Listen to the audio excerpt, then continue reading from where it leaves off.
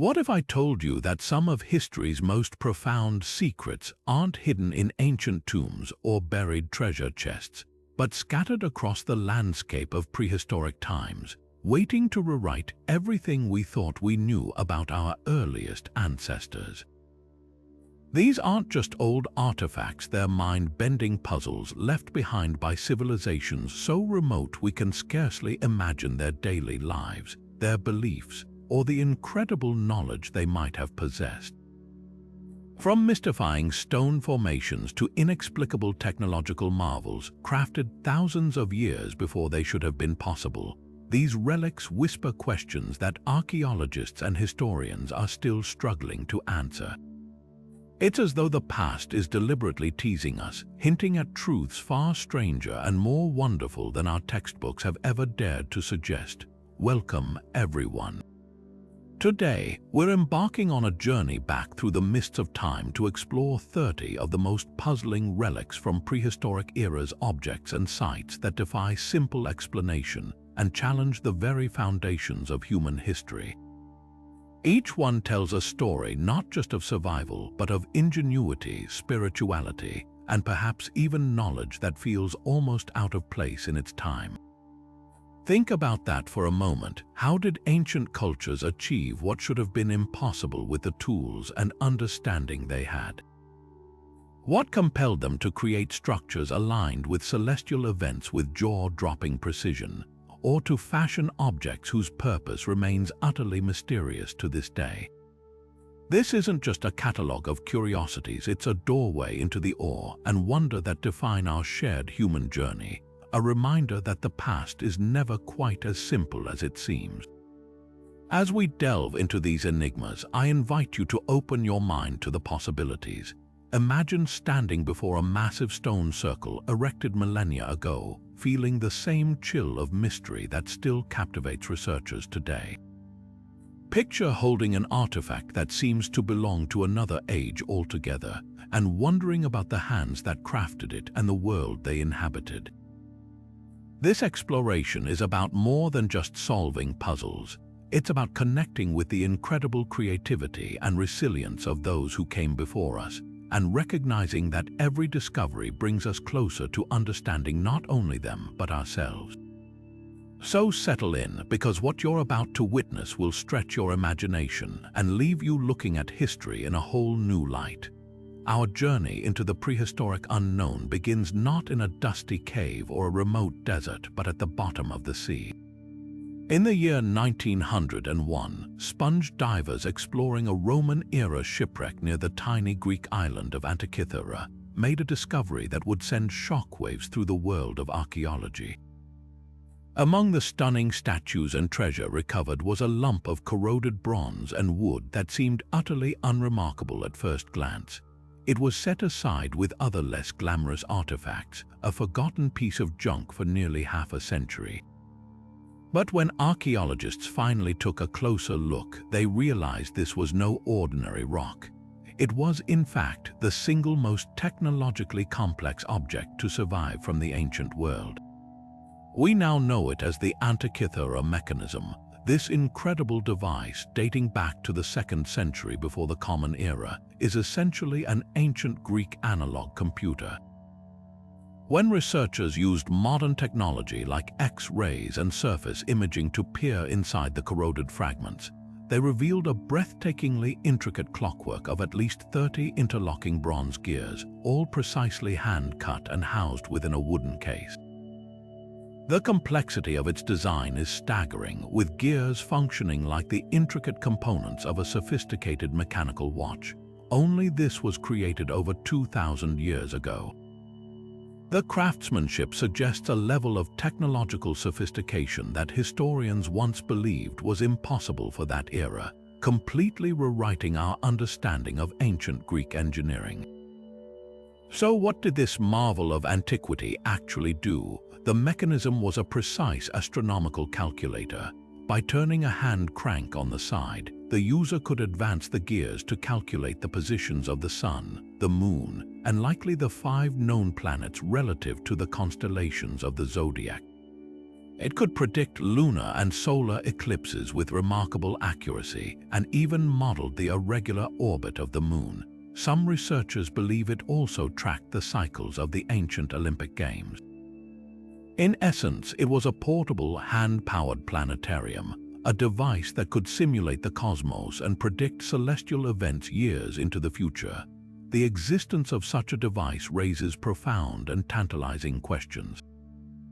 Who built it? For what ultimate purpose? The leading theory points to the great minds of the Corinthian colony, perhaps the legendary inventor Archimedes himself, though the mechanism was built after his death. Its purpose was likely multifaceted, serving as an unparalleled tool for both scientific inquiry and astrology, which were deeply intertwined in the ancient world. A ship captain might have used it for sophisticated navigation by the stars, while a scholar or priest could have employed it to create astrological charts or maintain a sacred calendar. The mechanism stands as a powerful testament to a lost history of technology, hinting that the ancient Greeks may have developed a tradition of intricate geared devices that simply did not survive the ravages of time. It forces us to wonder what other breathtaking inventions from antiquity have been lost forever, leaving only this one miraculous survivor to hint at a world far more advanced than we ever imagined. The true genius of the Antikythera mechanism lies in the breathtaking precision of its construction. Each of those 30-plus interlocking bronze gears was meticulously hand-cut, with tooth counts that were far from arbitrary.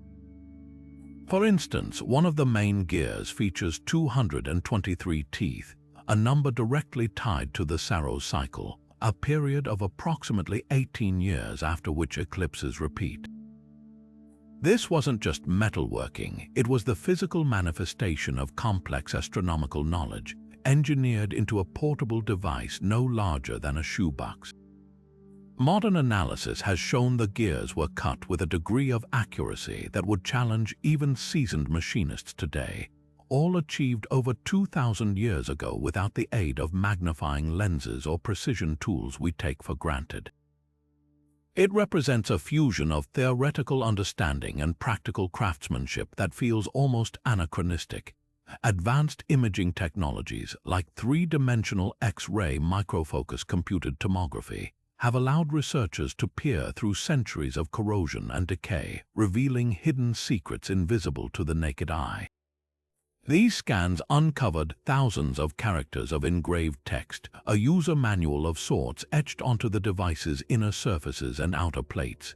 The inscriptions include detailed descriptions of the celestial bodies it tracked, parapegma, or eclipse predictions, and even instructions on how to operate the dials. This text confirms the mechanism's purpose as a sophisticated calculative instrument, designed not for a single genius but for a user who needed guidance. It connects this incredible machine directly to the language and scientific terminology of the Hellenistic world, providing a priceless window into their intellectual pursuits. Why is this device considered so far ahead of its time? Simply put, nothing of comparable mechanical complexity appears again in the historical record for over a millennium.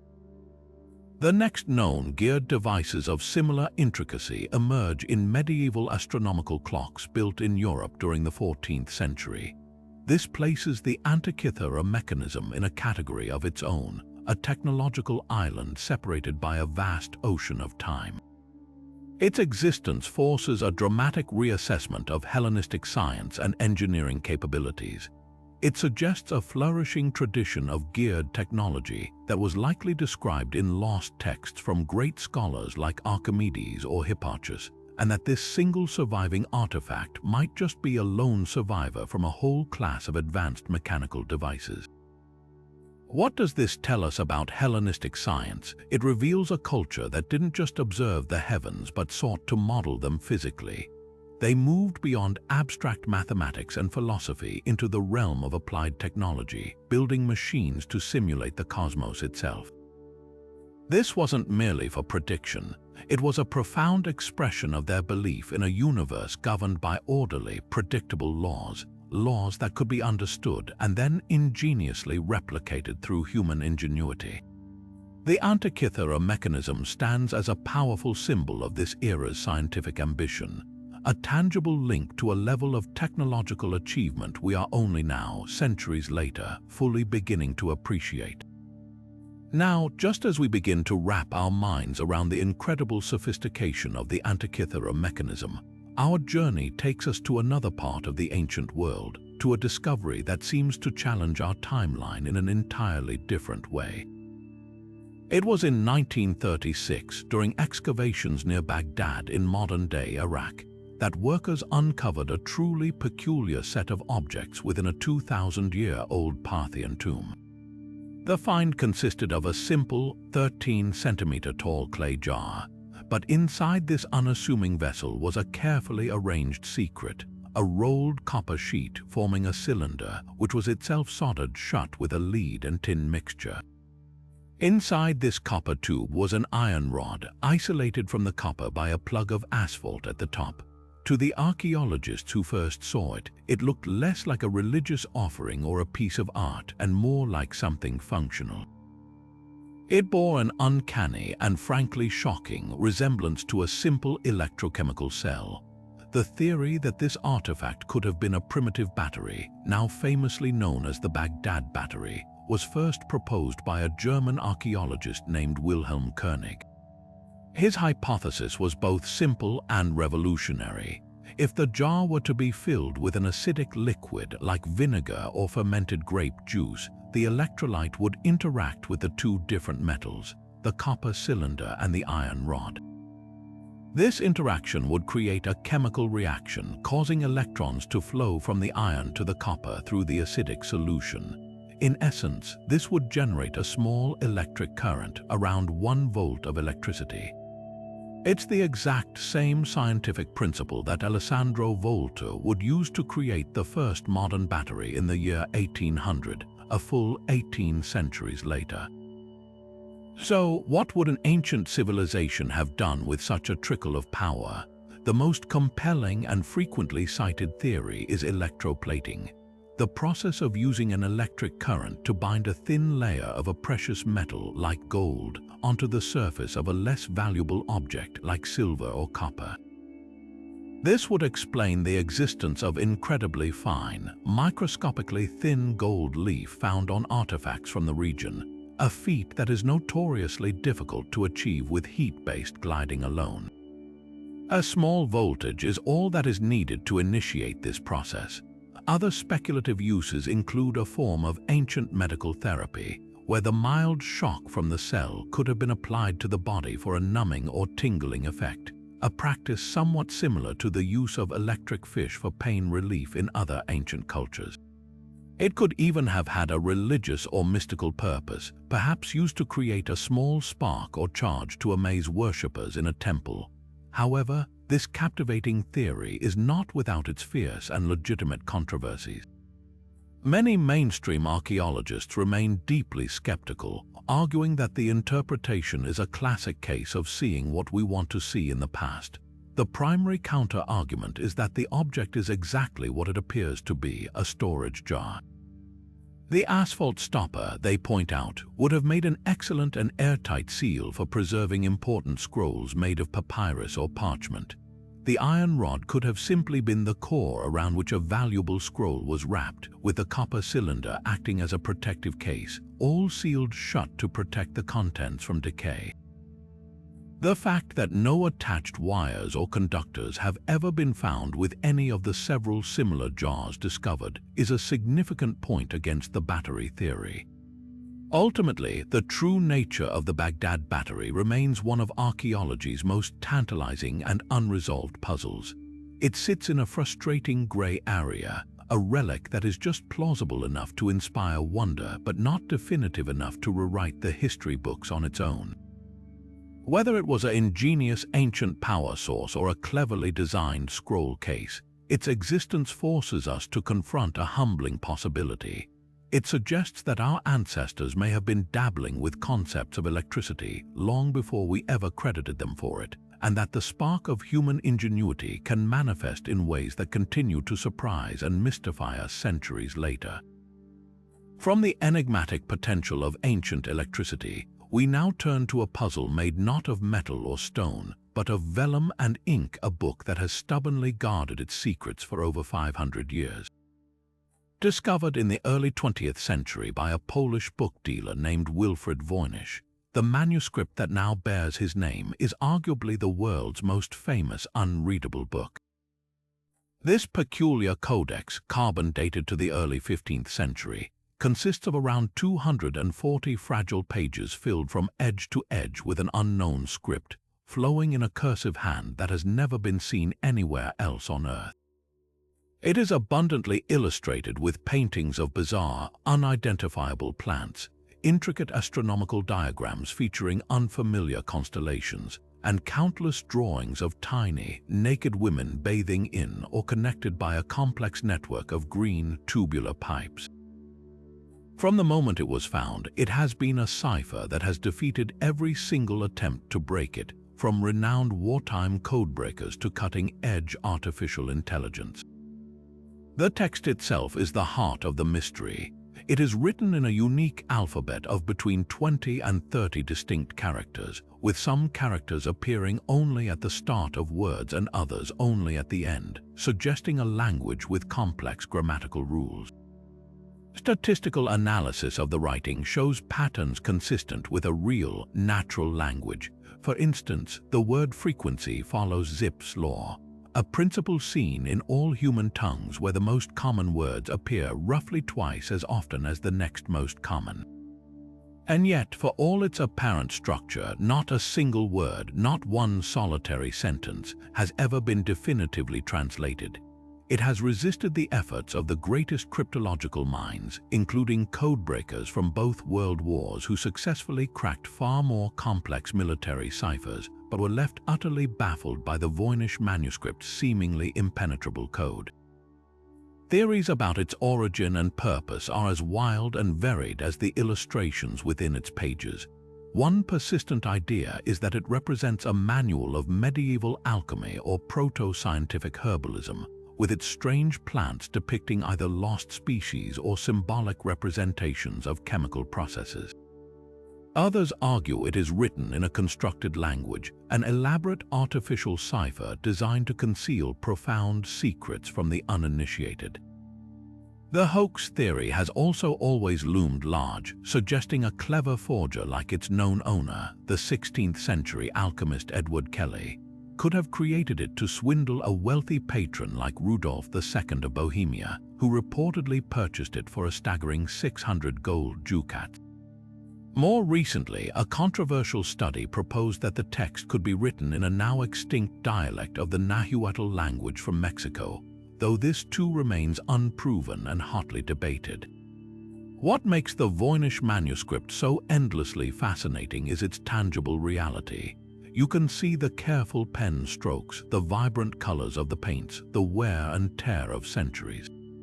This is not a legend, it is a physical object that someone or some group of people put immense time and effort into creating. The sheer investment of labor alone, the years it would have taken to carefully prepare the vellum, mix the inks, and painstakingly write and illustrate every page argues strongly against it being a meaningless hoax. It feels like it must contain a message, a purpose, a window into a way of thinking that has been completely lost to time. It is a permanent reminder that the past is not a solved puzzle but a vast, silent ocean, and we have only ever sailed along its shores. Deep in the lush river deltas and jungle-covered foothills of southern Costa Rica, another prehistoric puzzle awaits, one that trades intricate gears and mysterious text for a silent, stunning simplicity. Scattered across the landscape are hundreds of stone spheres, some half buried by time, others standing in mysterious groupings, their surfaces worn smooth by centuries of tropical weather. Ranging from just a few centimeters to over 2.5 meters in diameter, with the largest weighing an astonishing 16 tons, these orbs are carved from a hard, volcanic rock called granodiorite. Their precision is what truly captivates the modern eye. Many are so perfectly spherical that they deviate by less than a centimeter in their diameter. a level of accuracy that seems to defy the presumed capabilities of the pre-Columbian people who crafted them between the years 300 and 1500 of the Common Era, a culture we now know as the Diquís. The how of their creation is a mystery that has baffled archaeologists since the spheres were first rediscovered in the 1930s, when the United Fruit Company was clearing land for banana plantations. The Diquís did not have metal tools or advanced machining technology. The prevailing theory is that they used a combination of meticulous techniques. First, they would have identified large boulders of the right material in the riverbeds. Then, they likely used heat-building fires against the stone, and then rapidly cooling it with water to create fractures and weaken the outer layers. From there, the shaping would have been a monumental exercise in patience, using smaller hammerstones made of an even harder rock to peck and grind away at the surface, slowly chiseling the stone down into a rough sphere. The final, breathtaking precision would have been achieved through a long process of polishing with sand and leather, a task that could have taken years for a single large sphere. But the greater question, of course, is why? Why would a society invest such an immense amount of collective labor and time into creating these objects? One of the most compelling theories is astronomical alignment. Some groupings of spheres have been found arranged in straight lines, triangles, or parallelograms, and researchers have proposed these formations could have been used as a primitive observatory to track the sun or stars, marking solstices, equinoxes, or other important celestial events to structure their agricultural and ceremonial calendar. This would place the Diquís in the same category as other ancient cultures who built massive stone calendars, though on a different, more portable scale. Another strong possibility is that the spheres were powerful markers of social status and identity. Their size and perfection could have been a direct reflection of a chieftain's wealth, power, and influence. A leader might commission a larger, more perfect sphere to place in a central plaza near their home to visually demonstrate their authority and their ability to command the labor required. They could have served as territorial markers, denoting important places like gathering grounds, sacred sites, or the borders between different communities. In this sense, they were not just art, they were a physical language of power and place, a permanent statement carved in stone. Perhaps the most profound meaning, however, lies in the spiritual realm. Many ancient cultures across the world viewed the circle and the sphere as perfect, sacred shapes, representing the sun, the moon, the cosmos, or the very cycle of life itself. The immense effort required to create these perfect forms could have been an act of devotion, a way to physically manifest spiritual beliefs and connect with the divine order of the universe. The process of creation itself might have held ritual significance, with the slow, deliberate shaping of the stone being a form of meditation or a ceremony to honor the earth and its materials. Tragically, many of the spheres were moved from their original locations by early discoverers, bulldozed or rolled away by plantation workers, looted for gardens, or even dynamited by treasure hunters who believed incorrectly that they might contain gold. This destruction erased their archaeological context forever, making it nearly impossible to confirm any of the theories about their original placement and purpose with absolute certainty. Today, they stand as silent, stoic sentinels from a lost world. They contain no text to decipher, no moving parts to analyze.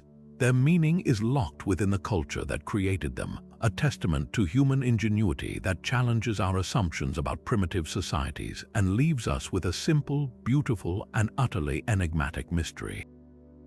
Moving from the silent, enigmatic stone spheres of Costa Rica, we journey next to the heart of Europe, where a discovery emerged from the ground that offers a stunningly different glimpse into the prehistoric mind, one not of abstract form but of explicit celestial detail. In the year 1999, near the town of Nebra in Germany, two treasure hunters using a metal detector unearthed what they initially thought was just a peculiar piece of scrap metal. Alongside Bronze Age swords and axes, they found a circular bronze disc about the size of a large pizza, remarkably preserved and inlaid with golden symbols. Unbeknownst to them, they had just pulled from the earth the oldest known concrete depiction of the cosmos anywhere in the world.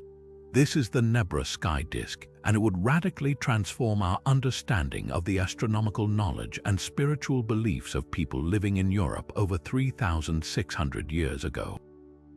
What makes the disk so extraordinary is its sheer sophistication.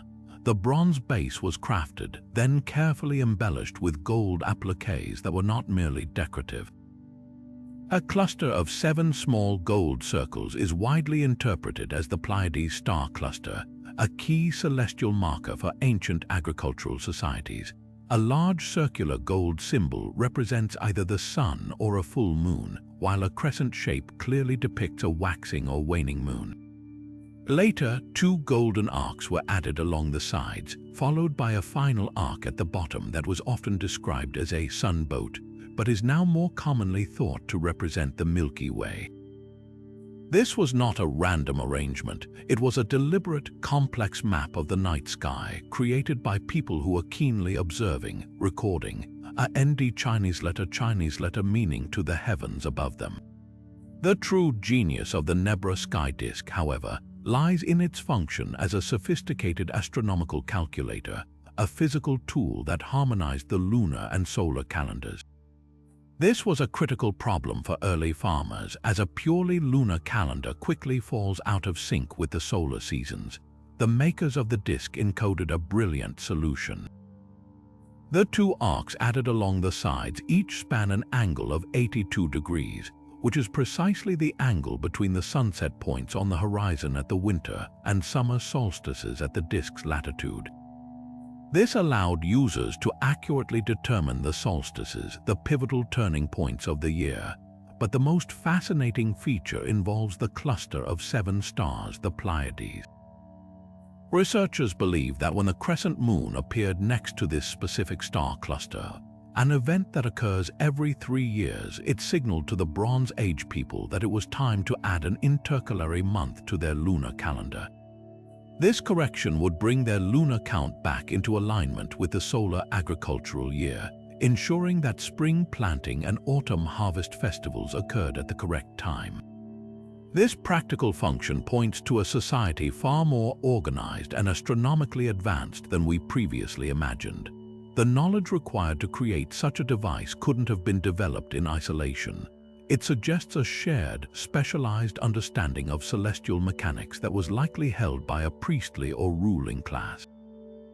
The disk itself was probably used by these learned individuals to demonstrate their power and connection to the cosmic order, legitimizing their authority by showing they could literally predict and manage time itself.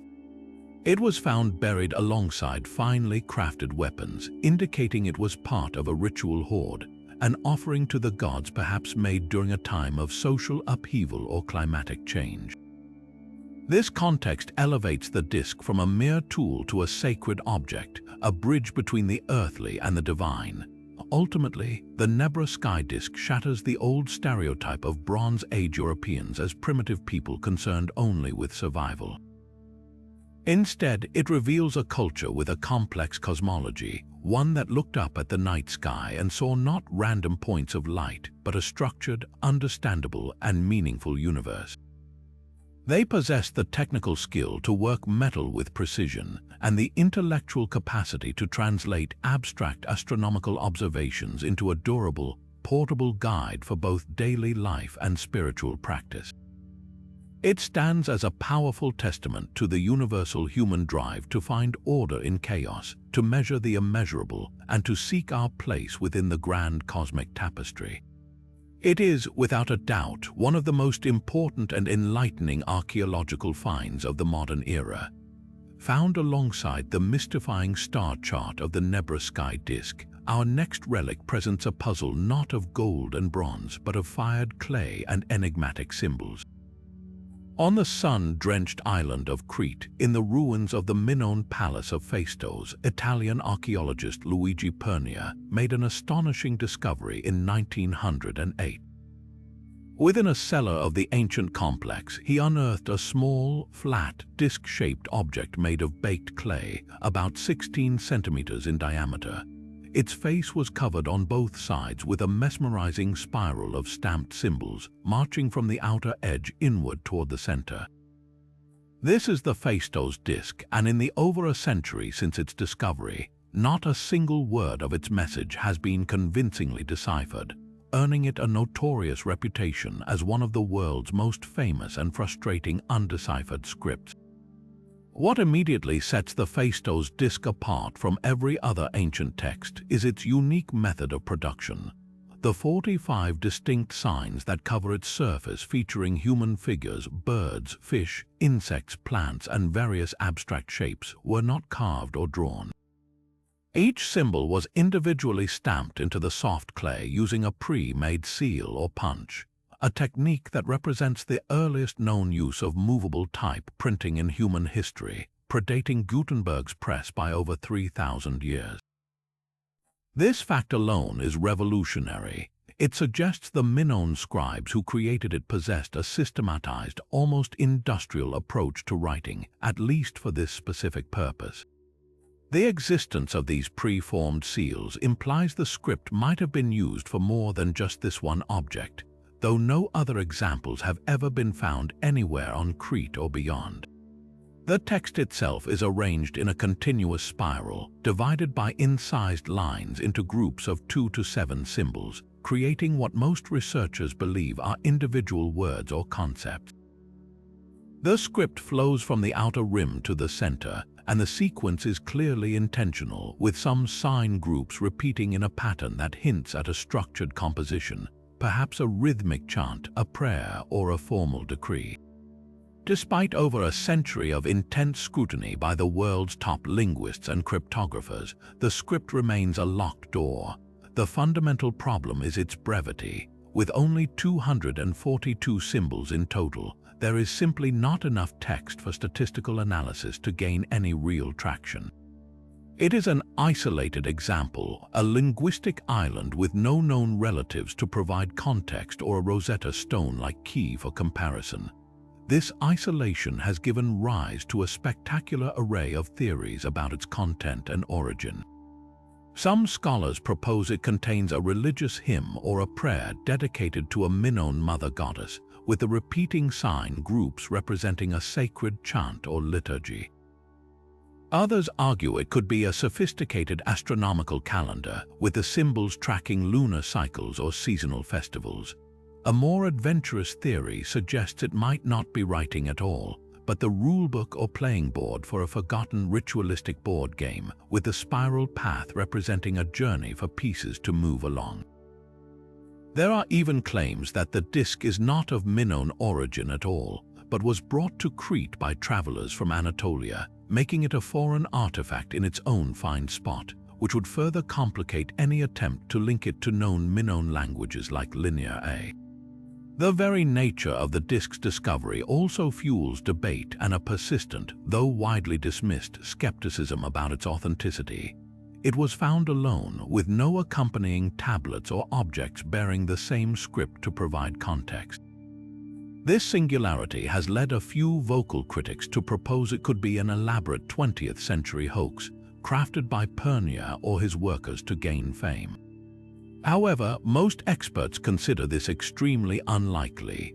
Modern microscopic analysis has confirmed the disc's antiquity, showing no signs of modern tooling, and the idea that a forger could invent an entire complex script that somehow fooled every expert for over a century strains credibility.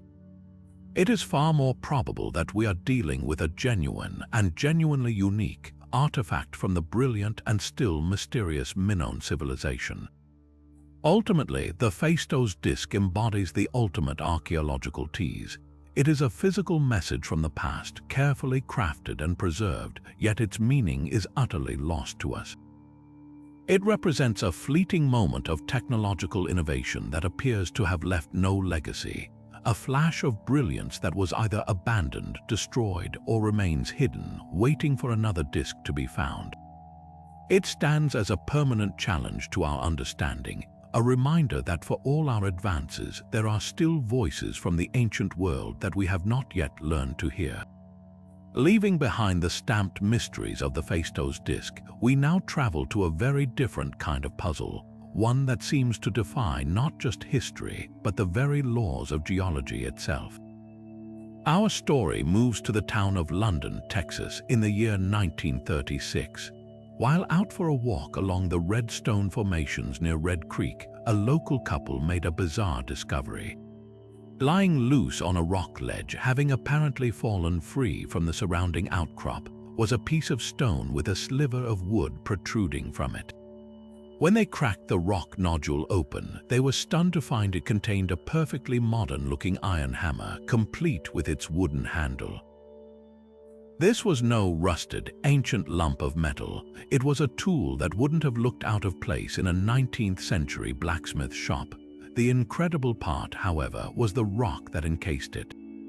Geological analysis identified the concretion as a very ancient, hard limestone from the Cretaceous period, a layer of rock that was formed over 100 million years ago.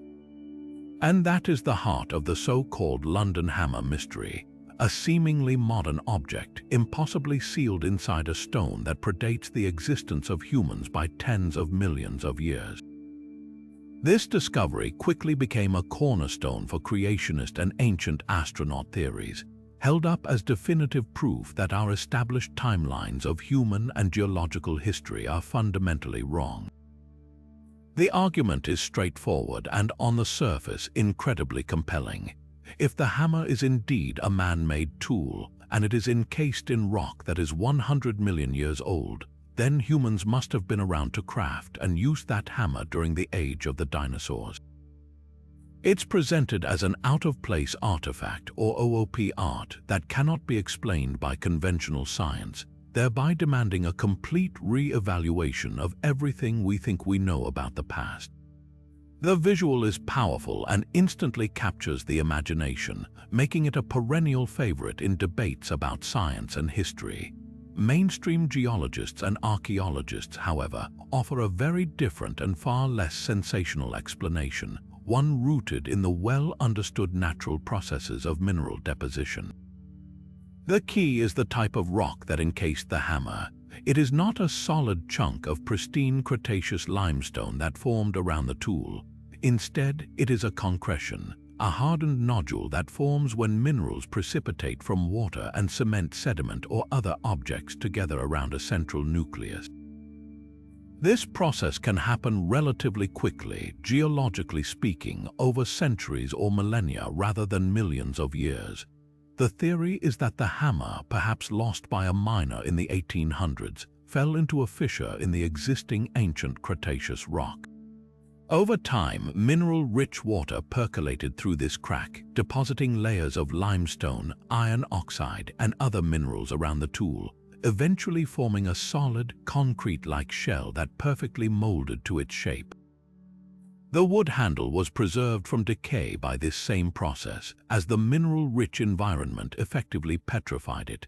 Scientific analysis of the hammer itself provides strong support for this more mundane explanation.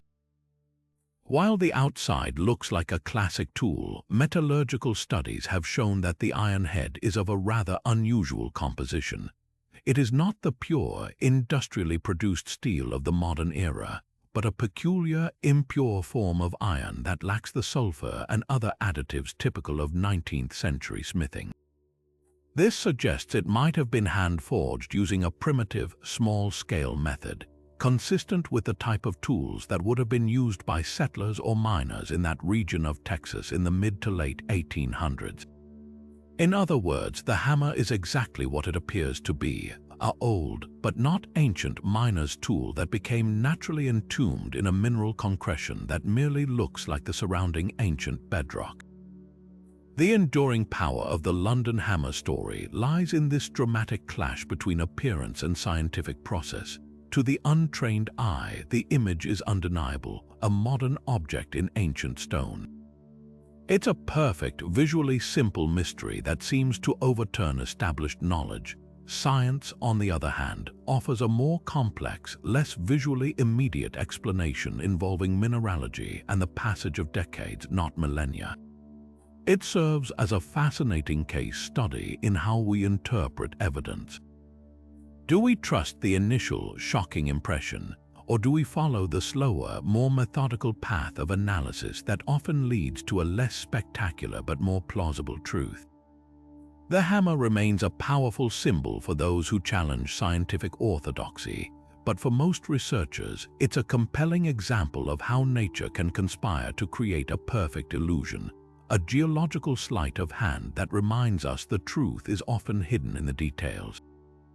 Now we fly from the geological illusion of the London hammer to the sun-baked sands of Egypt, where a delicate wooden artifact waits to challenge our perception of ancient ingenuity.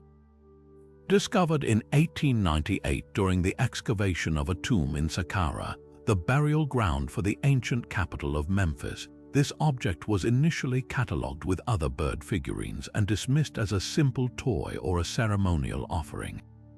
It dates back to approximately 200 years before the Common Era, a time when the Ptolemaic dynasty ruled Egypt, but this was no ordinary bird carving. Now known as the Saqqara bird, this artifact, carved from sycamore wood, possesses features that have ignited a fierce and fascinating debate about the possibilities of ancient aviation. What sets the Saqqara bird apart from thousands of other Egyptian animal figurines is its peculiar, almost modern design. While it has the head and eyes of a bird, its body and wings are strikingly different. The wings are not rounded or stylized like those of a falcon or dove. They are straight, sharply angled, and aerofoil-shaped, tapering from a thick leading edge to a thinner trailing edge, a design principle fundamental to the wing of an airplane. Even more curiously, the tail is vertical and flat, not horizontal like a bird's tail feathers. It stands upright like the stabilizer on the empennage of a modern aircraft. This unique combination of features makes it look less like a representation of a living creature and more like a model of a fixed-wing glider. The theory that this artifact could represent knowledge of aerodynamics was first seriously proposed in the 1970s by Dr. Khalil Messiha, an Egyptologist and model plane enthusiast. He was the one who noticed that the bird's tail was a separate piece of wood attached with glue, and that it was perpendicular to the wings, a configuration that is aerodynamically sound for flight but is not found in nature. Intrigued, he built a scaled-up balsa wood model of the Saqqara bird. To his astonishment, when he threw it, the model didn't just fall to the ground, it soared. With the addition of a small, horizontal stabilizer on the tail, a feature some believe might have broken off the original, the model demonstrated impressive gliding capabilities, able to fly for considerable distances when launched correctly. This simple experiment transformed the artifact from a curiosity into a potential piece of ancient technology. If it was a model glider, what was its purpose? The possibilities are as intriguing as they are varied. It could have been a ceremonial object, a symbolic representation of the flight of the soul into the afterlife, a common theme in Egyptian religion. Perhaps it was the prized toy of a wealthy child, a sophisticated plaything demonstrating a principle its maker understood intuitively. The most controversial theory, of course, is that it was a scale model for a much larger, working glider or even a primitive aircraft, evidence of lost aviation knowledge.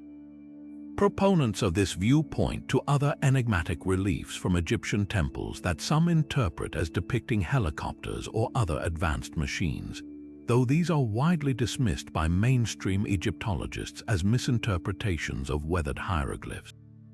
Naturally, this bold interpretation faces significant and well-reasoned skepticism. The primary counter-argument is the simplest: it is a bird.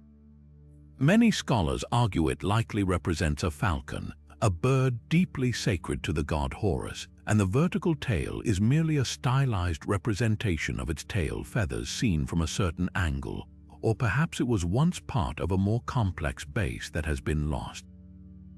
They point out that the Egyptians were master craftsmen and observers of nature, and their art often blended realism with symbolism.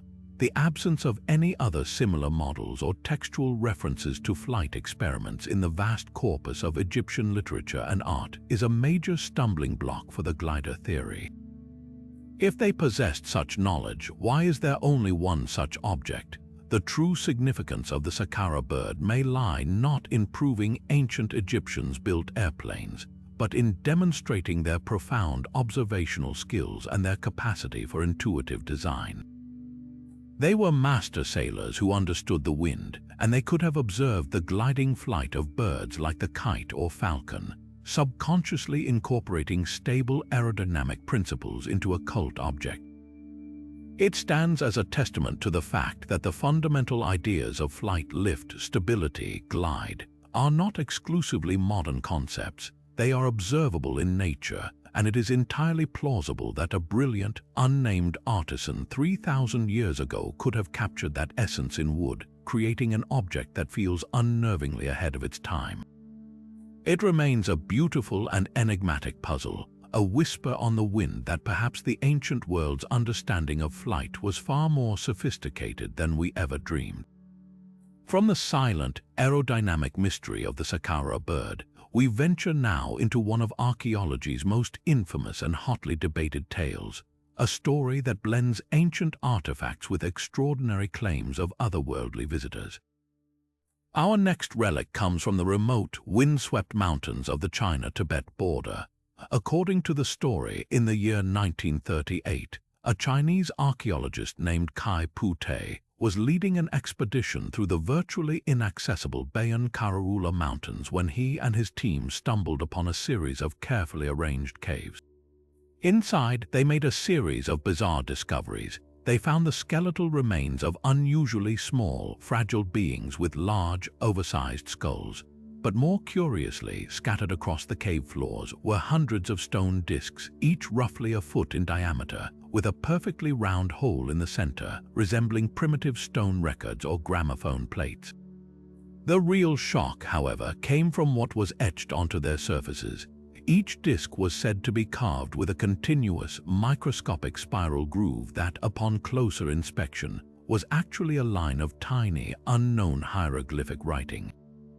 The narrative claims that these grooves were so fine and precise that they could not have been carved by primitive hands, suggesting a technology far beyond what was known for the era they were supposedly from, which was initially estimated to be 12,000 years old. For decades, the discs themselves were reportedly stored away in various Chinese museums, their strange inscriptions remaining an untranslatable curiosity, a silent puzzle waiting for a key. That key, the story goes, was finally found in the 1960s by a scientist named Tsum Nui. After years of painstaking work, he allegedly managed to decipher the bizarre script. His translation was nothing short of earth-shattering. The glyphs told a harrowing story of a spacecraft from a distant planet that crash-landed in the mountains thousands of years ago. The survivors, a peaceful people who called themselves the Dropa, were unable to repair their ship and found themselves stranded on Earth. The inscriptions detailed their struggles to survive in the harsh environment and their eventual, tragic conflicts with the local tribesmen who viewed the small, strange beings with fear and hostility. This incredible tale, complete with ancient aliens and interstellar tragedy, captured the public imagination and quickly became a cornerstone of the ancient astronaut theory. It was presented as the ultimate smoking gun, tangible proof that extraterrestrial visitors had not only come to Earth but had interacted with our earliest ancestors, leaving behind a physical record of their presence. The story was further fueled by claims that radioisotope dating had confirmed the discs' immense age and that they exhibited strange physical properties, such as containing high levels of cobalt and other metals and vibrating at a specific frequency when placed on a special turntable, as if they were some kind of ancient electrical component. However, when subjected to the rigorous scrutiny of mainstream archaeology and historical research, the entire story of the Dropa stones begins to unravel at an alarming speed. The first and most glaring issue is the complete lack of verifiable evidence. No reputable archaeological journal has any record of Kai Pute, Tsum Nui, or their groundbreaking discoveries. The discs themselves have never been produced for independent examination by international scholars. No photographs of the inscriptions exist that allow for proper epigraphic analysis. The entire narrative appears to have been constructed and popularized not through academic channels, but through sensationalist articles in European magazines like Das Vegetarische Universum and Sagenhaft Zeiten in the 1960s. Linguists point out that the very concept of the translation is nonsensical. The idea of a continuous spiral of text being deciphered into a coherent narrative is highly improbable, as breaking the code of an unknown language requires a much larger corpus of text for comparison. Furthermore, the described hieroglyphs bear no resemblance to any known writing system from the region. The story also ignores the actual archaeological and anthropological history of the Bayan Karaula area, which was inhabited by nomadic tribes, and the small skeletons are far more likely to be the remains of these known human groups or perhaps apes, misinterpreted or exaggerated by storytellers. In the end, the Dropa stones serve as a classic and powerful case study in how archaeological mysteries are born from a potent mix of imagination and a lack of concrete evidence. They reside in a gray area where desire for a spectacular truth often outweighs the demand for proof. They are a myth, but a deeply compelling one that reflects a very human yearning for connection with the cosmos and a fascination with the idea that we are not alone. While they almost certainly never existed as described, their legend endures as a perfect example of how a good story can sometimes become more real than history itself, leaving us to wonder not about ancient aliens, but about our own endless capacity for wonder and the stories we tell to make sense of a mysterious past. Leaving behind the cosmic whispers of the Dropa stones, we now turn to a far smaller, yet no less significant artifact, a single silver coin that carries the weight of an entire ocean's worth of historical possibility. Our journey takes us to the northeastern coast of the United States, to a remote archaeological site on the coast of Maine. Here, in 1957, during a routine dig at the Goddard site, a known settlement of the Penobscot Native American people, amateur archaeologists uncovered something that should not have been there. Among the typical stone tools and pottery fragments dating from between 1250 and 1350 of the Common Era, they found a small, worn silver coin. It was sent to a specialist for identification, and the result sent shockwaves through the archaeological community. This was no English or Spanish colonial currency. It was a Norse penny, minted over 1,000 years ago during the reign of King Olaf Kyrre of Norway between 1067 and 1093. In an instant, this tiny piece of silver became the only known pre-Columbian Norse artifact ever found within the United States, a potential smoking gun for Viking exploration far south of their known settlement in Newfoundland. The implications of this discovery, now famously known as the Maine penny, are enormous. It seems to offer tangible, physical proof for the Norse sagas, the epic stories of explorers like Leif Erikson, who spoke of a land of forests and grapes they called Vinland. The confirmed Norse site at Elance Aux Meadows in Newfoundland, Canada, proves they reached North America around the year 1000. But that site is over 1,500 miles north of the Maine coast. The Maine penny suggests their voyages of exploration may have extended much farther down the Atlantic coastline, potentially bringing them into contact with the sophisticated Native American cultures of the Northeast. If genuine and in its original context, this coin could rewrite the early chapters of American history, hinting at fleeting but real transatlantic contact centuries before Columbus. However, the penny's status as definitive evidence is hotly contested, and the debate revolves around one critical question: how did it get there? The argument for authenticity points to the circumstances of its discovery. It was found by professional archaeologists, not treasure hunters, during a meticulously documented excavation. It was unearthed at a depth consistent with the other 1,200 to 1,300-year-old artifacts at the site, and there were no modern items found in that layer to suggest contamination. Proponents argue that it could have arrived at the Goddard site through extensive Native American trade networks that stretched far up the coast. A Norse trader or explorer might have lost it or used it in trade at a northern landing point, and over generations it was passed from hand to hand, traveling hundreds of miles south through indigenous trade routes until it finally came to rest in Maine, a rare and prized exotic object. The case for skepticism, however, is equally compelling. The primary issue is the coin's isolation. It was found utterly alone. There were no other Norse artifacts, no nails, no pieces of wood, no tools, no bones. Nothing to suggest a Norse presence at the site itself or even in the immediate area. If Vikings had sailed all the way to Maine, surely they would have left more than a single, easily lost coin. This isolation leads many experts to favor the theory of modern contamination. The Goddard site was a popular spot for amateur archaeologists, and the dig itself was not conducted under the most stringent professional controls of the time. It is entirely possible that the coin was dropped by a much later collector or visitor in the 19th or early 20th century and simply became mixed in with the ancient material. Perhaps it was even planted as a hoax, though there is no evidence to support this motive. Adding another layer of intrigue is the coin's own journey to North America. Numismatic experts who have studied the main penny note that it is not a rare coin. In fact, thousands of its type have been found in Scandinavia. Its worn condition suggests it was old when it was lost, but it could have been brought over by a modern Scandinavian immigrant as a keepsake and then lost.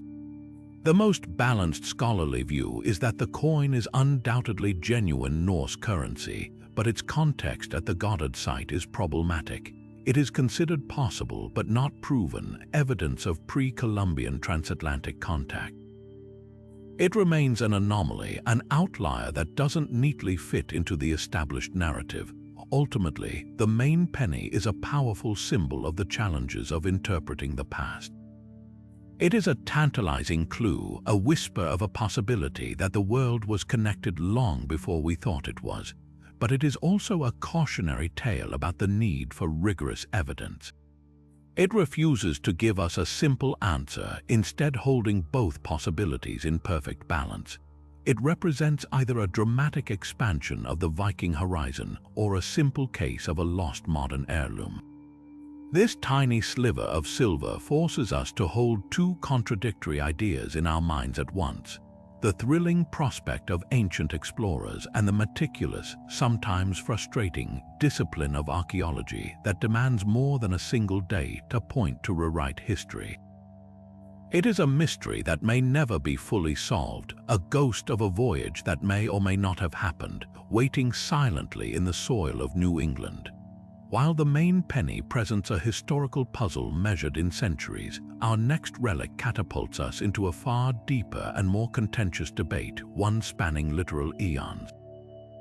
In the winter of 1961, 3 hobbyists were rockhounding near the small town of Olancha, California, in the Coso Mountains. They were searching for geodes, those fascinating rocky spheres that, when split open, can reveal a dazzling interior of crystalline structures. Finding one particularly promising nodule, they took it back to their shop and used a diamond-bladed saw to cut through the tough outer layer. But instead of the expected cavity of sparkling quartz or amethyst, their saw blade was nearly ruined by something entirely unexpected. Inside the geode was not a crystal but a mechanical object. At its center was a circular shaft of bright, shiny metal. Surrounding it was a ceramic or porcelain collar, and encasing that was a hexagonal sheath of corroded copper. It looked for all the world like a modern spark plug. This bizarre discovery, soon christened the Coso artifact, became an instant icon for those who believe our history is fundamentally wrong. a textbook example of what are known as out-of-place artifacts or OOP arts. The initial assessment only deepened the mystery.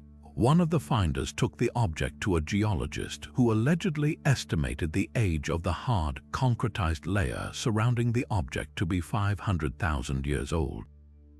This figure was the catalyst for an incredible claim. If the encasing rock was that ancient, then the object inside must be even older. This would mean that a precisely machined piece of 20th century technology was somehow embedded in stone that formed long before modern humans even evolved. The implications were staggering, suggesting the existence of an advanced prehistoric civilization, visitors from another world, or even time travelers. The story was perfect for the burgeoning ancient astronaut and alternative history movements, and the Coso artifact was quickly held up as undeniable proof that mainstream science was ignoring evidence that could overthrow our entire understanding of the past. A closer examination of the object itself, however, reveals a much more down-to-earth story. Spark plug collectors and engineers who have studied photographs quickly identified the object not as a mysterious anomaly, but as a very specific type of early 20th century spark plug. The unique combination of materials, the ceramic insulator, the metallic center electrode, and the hexagonal rusted shell, is classic for plugs manufactured in the 1920s and 30s. The hexagonal shape was designed for a wrench, a clear sign of industrial manufacturing. In particular, experts pointed to its resemblance to a Champion spark plug, a common brand used in early Model T and Model A Ford automobiles. This identification immediately reframes the entire mystery.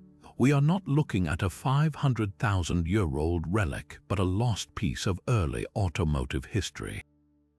This leads to the crucial question of the geode itself.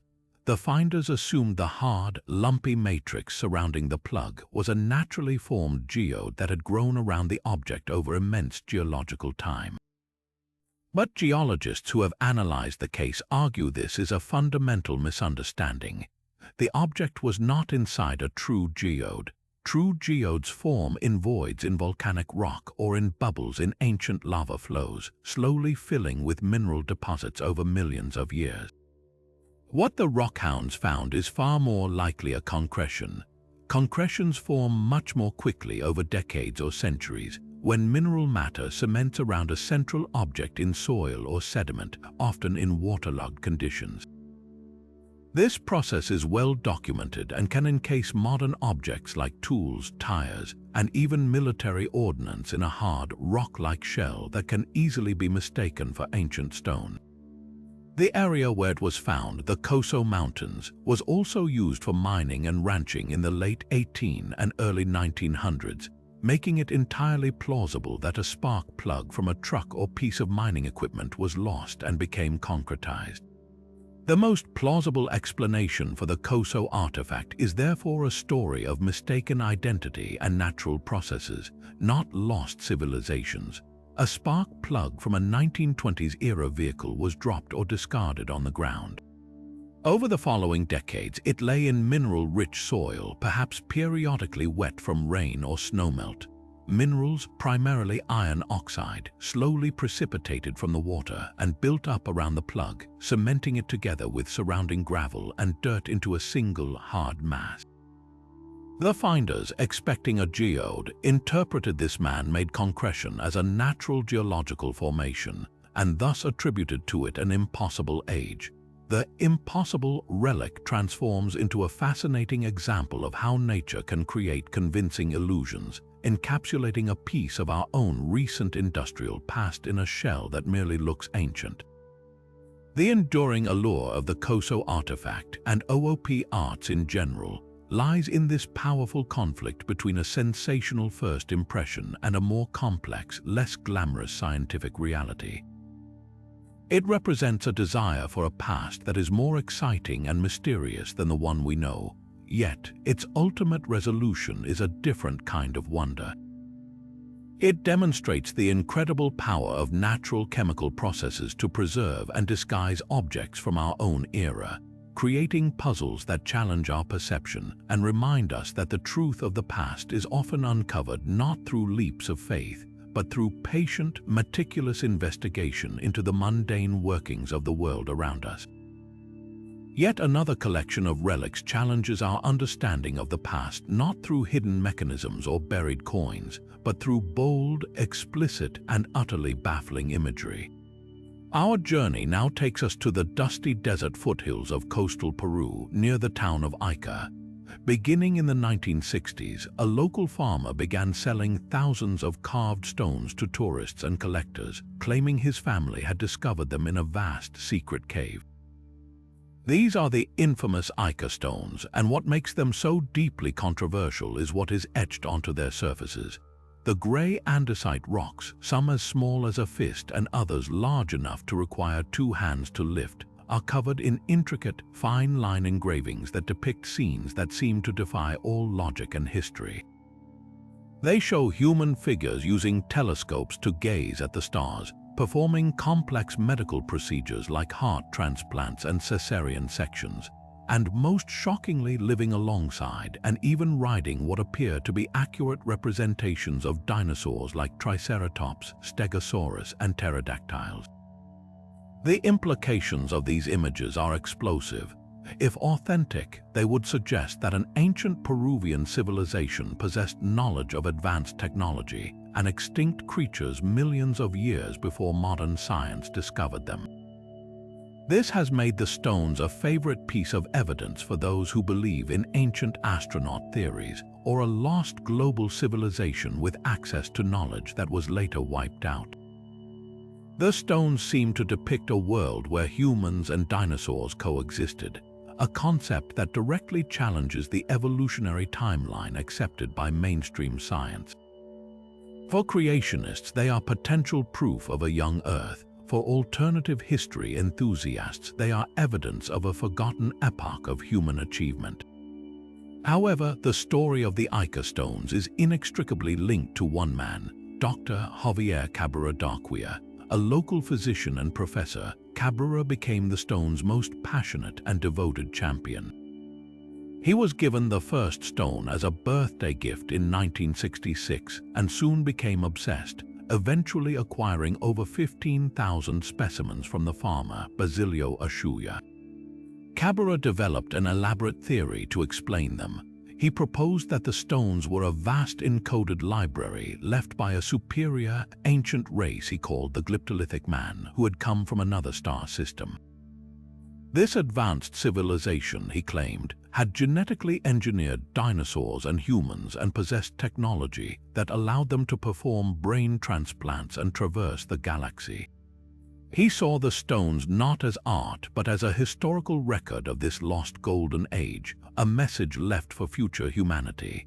The scientific community, from archaeologists to paleontologists, has universally dismissed the Ica stones as an elaborate and clever hoax. The evidence for this is compelling. The most damning proof came from the source himself. In a 1973 interview with a journalist from the BBC, Basilio Ashuya, the farmer who supplied the stones, openly admitted to forging them. He explained that he carved the images himself using a dentist's drill, and then aged the stones by baking them in donkey dung to create a patina that would make them look ancient. He stated he did it because carving stones sold better than farming. He even demonstrated his carving technique for the camera, while he later recanted his confession, claiming he did so to avoid prosecution for selling Peruvian antiquities, which is illegal. His detailed admission and demonstration are widely considered to be the final word on the matter. Beyond the confession, the stones themselves contain numerous anachronisms that betray their modern origin. The depictions of dinosaurs, while impressive to a layperson, are not scientifically accurate.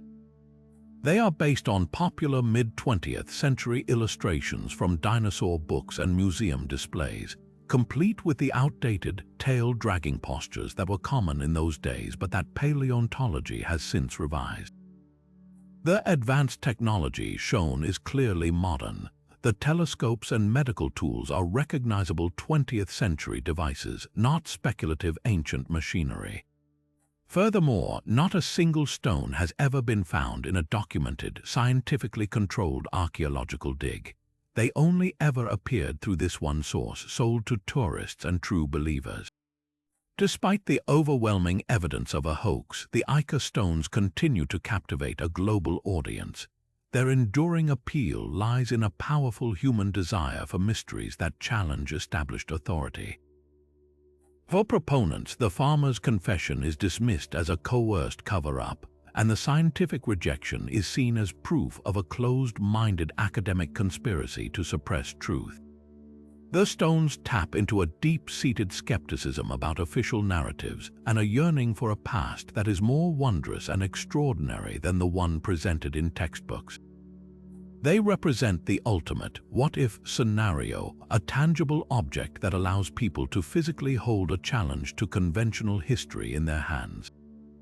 In the end, the true cultural significance of the Ica stones may have little to do with ancient astronauts and everything to do with modern storytelling and economics. They are a fascinating example of a 20th century folk art phenomenon, born from the ingenuity of a local artisan capitalizing on the growing tourist trade and the global fascination with ancient mysteries. They tell us less about a lost civilization and more about our own enduring fascination with the unknown, our willingness to believe in grand narratives, and the complex relationship between a hoaxer and those who desperately want his creations to be real. The stones remain a powerful cultural artifact, not of prehistory, but of the eternal human passion for myth-making and the stories we choose to believe. Not far from the controversy of the London hammer, another seemingly impossible tool emerged from the depths of the earth, this time from the old red sandstone quarries of Kingoody, Scotland. The story begins in the mid-19th century, a period of immense industrial activity, when a block of solid rock was being prepared for use in the construction of a mill. As a workman split a large sandstone boulder, his tool struck something hard and metallic. To his astonishment, embedded squarely within the rock was the rusted remains of an iron hammer. Only the very tip of its wooden handle was visible, the rest having been transformed into a soft, coal-like substance from its immense age. The rock that encased it was part of the Devonian age-old red sandstone formation, a layer of stone laid down an almost incomprehensible 400 million years ago, a time when the first primitive plants were just beginning to colonize the land and the ancestors of dinosaurs were still millions of generations in the future. The discovery, which became known as the Kingoody hammer, immediately presented the same baffling paradox as its Texas counterpart. How could a clearly man-made object, a tool of iron and wood, be found sealed inside a mineral stratum that predated the existence of humanity itself? The hammer's design was identified as a common type from the early 1800s, a straightforward tool that wouldn't have been out of place in any contemporary blacksmith shop. Yet, its geological context suggested an antiquity that defied all logic, seemingly placing human industry in an era of primitive fish and giant ferns. For those who championed alternative histories, it was another powerful piece of evidence, a second witness to the possibility that our understanding of deep time was fundamentally flawed, perhaps hinting at cycles of ancient advanced civilizations lost to prehistory. Geologists, however, quickly offered a more grounded explanation that revolved around the specific nature of the sandstone itself. Unlike the concretion that encased the London hammer, the Kingoody stone was a true sedimentary bedrock. The key to the mystery lies in a common but easily misunderstood geological feature known as a concretionary growth. Sandstone is a porous rock, and mineral-rich water can percolate through its fissures and cavities over long periods. When this water encounters an object like a lost hammer, it can begin to deposit layers of hard mineral cement, primarily iron oxide, around it. This process doesn't turn the surrounding stone into a new rock formation. Instead, it creates a hard, mineralized nodule that is effectively glued to the interior wall of the pre-existing cavity. To a quarry worker splitting the stone along a natural seam, This nodule would appear to be an integral part of the ancient bedrock, giving the powerful illusion that the hammer was encased when the stone originally formed millions of years ago. The most likely scenario is a story of relatively recent loss and natural chemical preservation. The quarry at Kingudi had been actively worked since the late 18th century.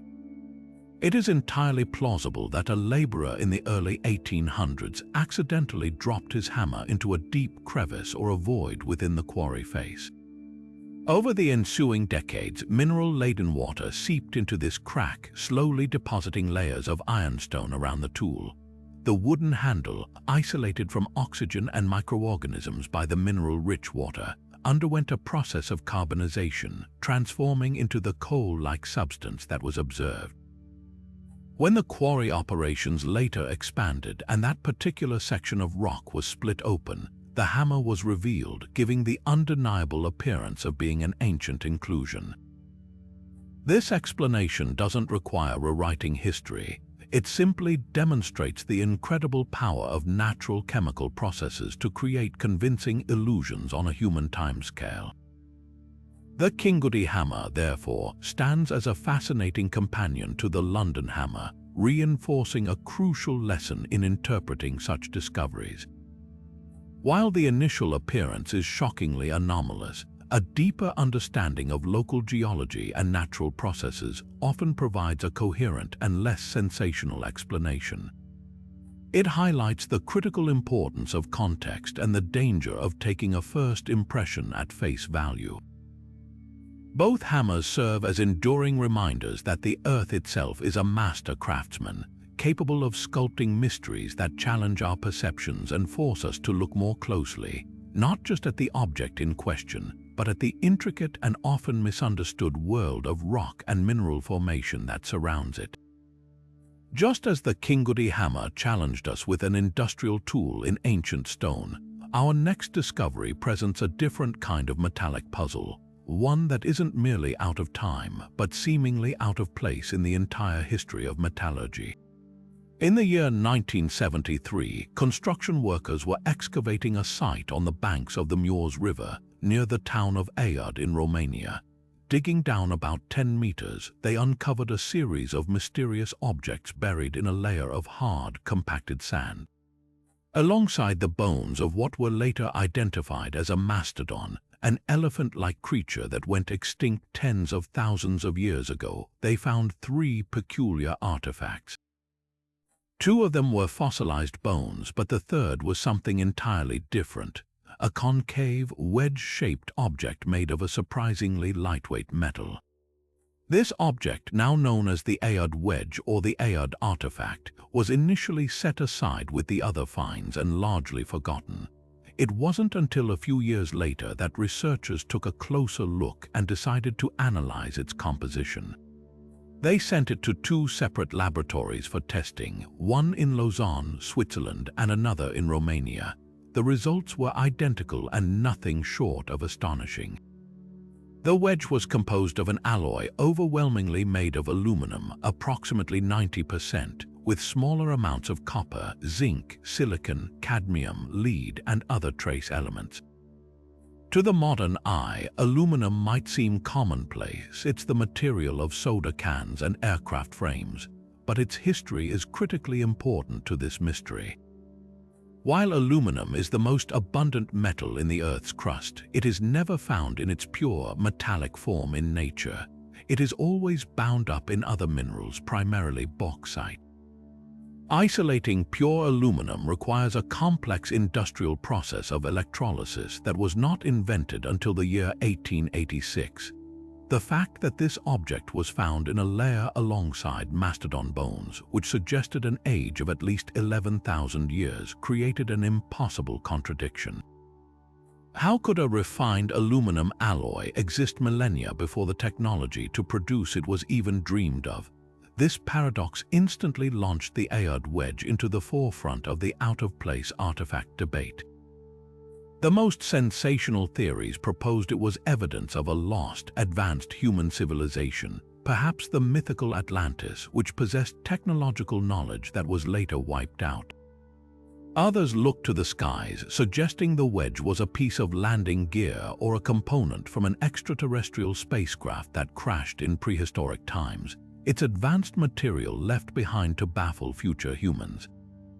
The wedge's distinctive shape, with its two concave holes, fueled this speculation, with some claiming it resembled a footpad from a landing module like those used on the Apollo lunar lander.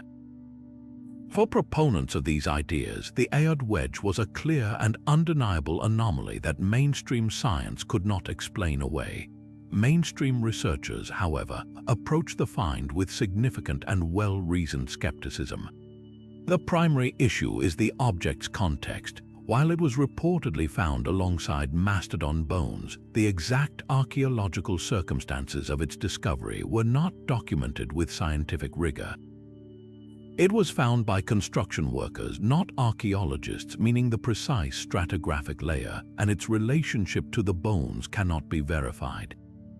The sandy layer it was embedded in could have been disturbed by ancient flooding or other geological activity, potentially mixing much more recent objects with ancient fossils. This opens the door to a far more plausible explanation. The wedge is a much more modern object that simply ended up buried deep through natural or human processes. Another strong theory points to the wedge's potential modern origin. Its shape and composition have led some engineers to identify it not as an ancient relic, but as a tooth from a modern excavator bucket or a piece of heavy industrial machinery from the late 19th or early 20th century. The area around Aod has a history of mining and industrial activity, and it is entirely possible that such a piece of equipment broke off and became buried in the river sediments. Over time, the moving sands could have buried it quite deeply, placing it near much older layers and fooling initial observers about its true age. The alloy itself, while advanced for its time, is consistent with early industrial aluminum production, which began experimenting with various alloys shortly after the metal's isolation. The true enigma of the Aod wedge may not be its existence, but what it represents about our interpretation of the past. It is a classic example of an archaeological outlier, an object that seems to defy explanation based on its initial, poorly documented context. Its power lies in its tangible reality. You can hold it, feel its weight, and see the machined marks on its surface. This physicality makes the mystery so compelling. It forces us to confront the gaps in our knowledge and the limitations of the archaeological record, which is often fragmentary and open to interpretation. Whether it is ultimately proven to be a misplaced piece of industrial machinery or a genuine artifact that rewrites history, the Aod wedge serves as a permanent reminder that the ground beneath our feet can still yield surprises that challenge our assumptions and ignite our imagination about the forgotten chapters of our world. But our next relic pulls us even further back in time, into the deep geological past where the line between the natural and the artificial becomes profoundly blurred. We travel now to the mineral-rich region of South Africa, to the silver and pyrite mines near the town of Klerksdorp. For decades, miners working in these ancient deposits have been unearthing a collection of strange, small objects. These are the Klerksdorp spheres, and at first glance they are deeply puzzling. They are almost perfectly spherical, some with encircling grooves or ridges that look unnervingly like lathe marks or intentional etching. They are composed of a hard, bluish metal called pyrophyllite, and their most astonishing feature is their age. They come from a mineral deposit known as the Dominion Group, a layer of rock that has been reliably dated to a staggering 2.8 billion years old. This fact alone is the catalyst for an extraordinary claim that these spheres are manufactured artifacts from a time billions of years before the first complex life forms even appeared on our planet. The argument for their artificiality is based almost entirely on their appearance and their perceived physical impossibility. Proponents point to the precise sphericity of many specimens and the presence of those parallel grooves, which to the untrained eye look like the machining lines left by a tool. They argue that such perfect geometric forms, especially with what appear to be etched lines, cannot be the product of random natural processes. This has led to sensational theories that they are evidence of a prehistoric advanced civilization, perhaps even an extraterrestrial one, that visited Earth in its distant past and left behind these enigmatic calling cards. They are held up as the ultimate out-of-place artifact, objects so old that they defy any conventional understanding of history. Geologists and mineralogists, however, offer a far more wondrous, if less sensational, explanation. The Klerksdorp spheres are not artifacts. They are textbook examples of a common and well-understood geological phenomenon known as concretion. Concretions form when mineral cement precipitates and hardens around a central nucleus, often a tiny grain of sand, a fossil fragment, or even a drop of water within layers of surrounding sediment. Over immense spans of time, under immense pressure, these concretions can grow, with minerals crystallizing in a radial pattern from the center outward. This process often results in strikingly spherical shapes because it is the most energetically efficient form for the growing crystal structure to take, minimizing surface area. The famous grooves, those are not tool marks. They are the result of a different process altogether. The pyrophyllite rock in which they form is often layered, composed of alternating bands of harder and softer material. As the softer rock around the much harder concretion slowly erodes over millions of years, it can leave behind these raised ridges on the sphere's surface, creating the illusion of intentional carving. The true magic of these objects lies not in a fabricated ancient history, but in the incredible natural processes they represent. Holding a Klerksdorp sphere is to hold a time capsule from an era when Earth was a vastly different, almost alien world. 2.8 billion years ago, our planet's atmosphere was devoid of oxygen.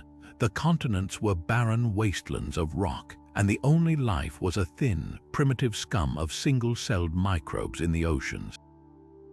These spheres formed in the quiet, dark depths of muddy sediments on the floor of a long-vanished sea, crystallizing with an infinite patience that dwarfs all of human history. Their perfection is a testament to the universal laws of physics and chemistry, which can create forms of breathtaking symmetry without any guiding intelligence whatsoever.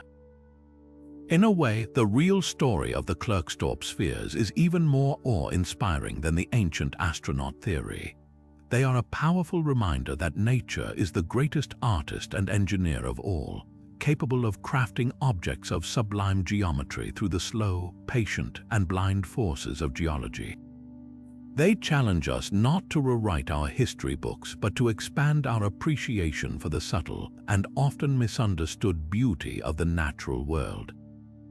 They are not evidence of lost builders, but rather monuments to the creative power of deep time itself, serving as perfect, polished symbols of a planet that has been patiently shaping itself for billions of years before we ever arrived to wonder at its mysteries. Amidst the desolate, high-altitude landscapes of China's Qinghai province, near Mount Baigong, lies a mystery that seems ripped from the pages of a science fiction novel. Here, on the shores of a remote saltwater lake and inside a triangular cave on the mountainside, visitors can find a network of rusty iron pipes of various diameters, protruding from the rock and running deep into the earth.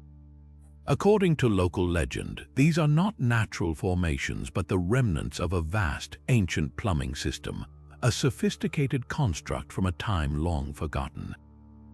The pipes were reportedly brought to wider attention in the late 1990s by a curious journalist, and their purported age is what makes them so astonishing. Some claims suggest they could be as much as 150,000 years old, a date that would place their creation far before the emergence of any known civilization capable of such advanced metallurgy. The pipes themselves vary in size, with some as thin as a toothpick and others nearly 1.5 feet in diameter. They are found in 3 distinct locations, embedded in the mountain itself, scattered across the lakeshore, and even running beneath the lake bed. Their arrangement appears anything but random. Many are aligned east to west, suggesting a deliberate directional purpose, while others connect in what look like intentional junctions and pipelines. The material, confirmed through analysis by a local smelter to be primarily iron oxide, silicon dioxide, and calcium oxide, shows a startlingly high purity of iron, around 30%. For those who believe in their artificial origin, this is the core of the mystery. Who could have built such an intricate metallic system in this inhospitable region, and for what unimaginable purpose? The theories are as grand as the landscape, ranging from an advanced prehistoric human culture to an alien installation, perhaps a refueling base or a complex facility that used the lake water for some unknown process. However, the scientific community offers a far more terrestrial, yet no less fascinating explanation. Geologists who have studied the phenomenon argue that the Bagong pipes are a spectacular example of a natural process known as iron oxide concretion. This occurs when mineral-rich water flows through sedimentary rock fractures. Over immense periods of time, the iron dissolved in the water precipitates out, hardening and cementing the surrounding sediment together. This process can form incredibly pipe-like structures, with hollow tubes where the water flow was once concentrated. The high iron content is a natural result of this precipitation, and the varying sizes and directions simply reflect the original fissures and cracks in the rock through which the mineral-rich water flowed. The apparent joints and connections can be explained by the intersecting nature of these ancient fractures in the sandstone. Further supporting the natural formation theory is the presence of fossilized tree roots in the area. In some cases, what appear to be man-made pipes have been identified as the casts of ancient roots. When a root decays in sediment rich in iron and other minerals, the hollow space it leaves behind can become filled with hardening minerals, creating a perfect pipe-like replica of the original organic structure. This process, known as perturbation, can produce forms that are deceptively regular and linear, easily mistaken for human-made objects, especially after millions of years of erosion have worn away the surrounding softer rock to expose them. Despite these rational explanations, the mystery persists in the cultural imagination. The site's remote location and the sheer visual impact of these rusty tubes emerging from solid rock make it a powerful draw for adventure tourists and proponents of alternative history. The local Tuva people have their own rich legends about the area, speaking of a great pyramid on the mountain and a divine creator who once resided there, adding a layer of cultural depth to the geological curiosity. The Chinese government has even recognized the site's unique appeal, designating it a tourist attraction and erecting a signpost that points toward the alien ruin, embracing the enigmatic allure without necessarily endorsing the extraterrestrial hypothesis. The enduring fascination with the Bagong pipes ultimately speaks to a fundamental human desire to find patterns and purpose in the natural world. We look at a strangely shaped rock formation and see a pipeline. We see order and assume an order giver. While science provides a compelling narrative of mineral-rich water and fossilized roots working over millions of years, the romance of the unknown is a powerful force. The pipes stand as a testament to the incredible, often bizarre, artistry of geological processes, capable of creating forms that challenge our perception and ignite our wonder about the past, reminding us that sometimes the most incredible explanations are not found in the stars, but in the slow, patient chemistry of the Earth itself. While the Bagong pipes present a large-scale geological puzzle, our next relic offers a mystery on a much smaller, more intimate scale, yet one that is no less profound in its implications. We journey now to the town of Dorchester, Massachusetts, in the year 1852. Workers were blasting through the solid rock of Meeting House Hill, a task of pure industry, when an explosive charge dislodged a huge mass of rock. As the dust settled, the workers made a bizarre discovery. Among the shattered fragments was a bell-shaped, metallic vase-like object torn in half by the force of the blast. This was no ordinary piece of debris. The object was beautifully crafted, made of a zinc and silver alloy, and intricately inlaid with fine silver depicting an elegant floral design, a clearly man-made object of some sophistication. The true enigma, however, lay in the rock from which it had come. Geological surveys confirmed the layer was part of the Roxbury conglomerate, a formation of pudding stone that dates back to the Precambrian era, a period that ended a staggering 600 million years ago. This single fact catapulted the Dorchester pot into the center of the out-of-place artifact debate, and seemingly impossible relic from a time eons before humans or even complex life walked the earth. The initial reports in the scientific journal of the day, Scientific American, treated the find with a mix of astonishment and skepticism. The object itself, even in its damaged state, was clearly the product of a skilled artisan. The vase stood about 4.5 inches high, with a base diameter of 6.5 inches, and was composed of a metal that was consistent with alloys known in the 19th century. The floral inlay was executed with a precision that spoke of a developed metallurgical tradition, yet its context was utterly baffling. How could a crafted metal vessel become embedded in solid, ancient conglomerate that formed before the first fish evolved? The immediate and most sensational conclusion was that the Dorchester pot was undeniable proof of a lost, advanced civilization, perhaps one that cyclically rises and falls on Earth over incomprehensible spans of time, leaving only rare and enigmatic traces of its existence behind.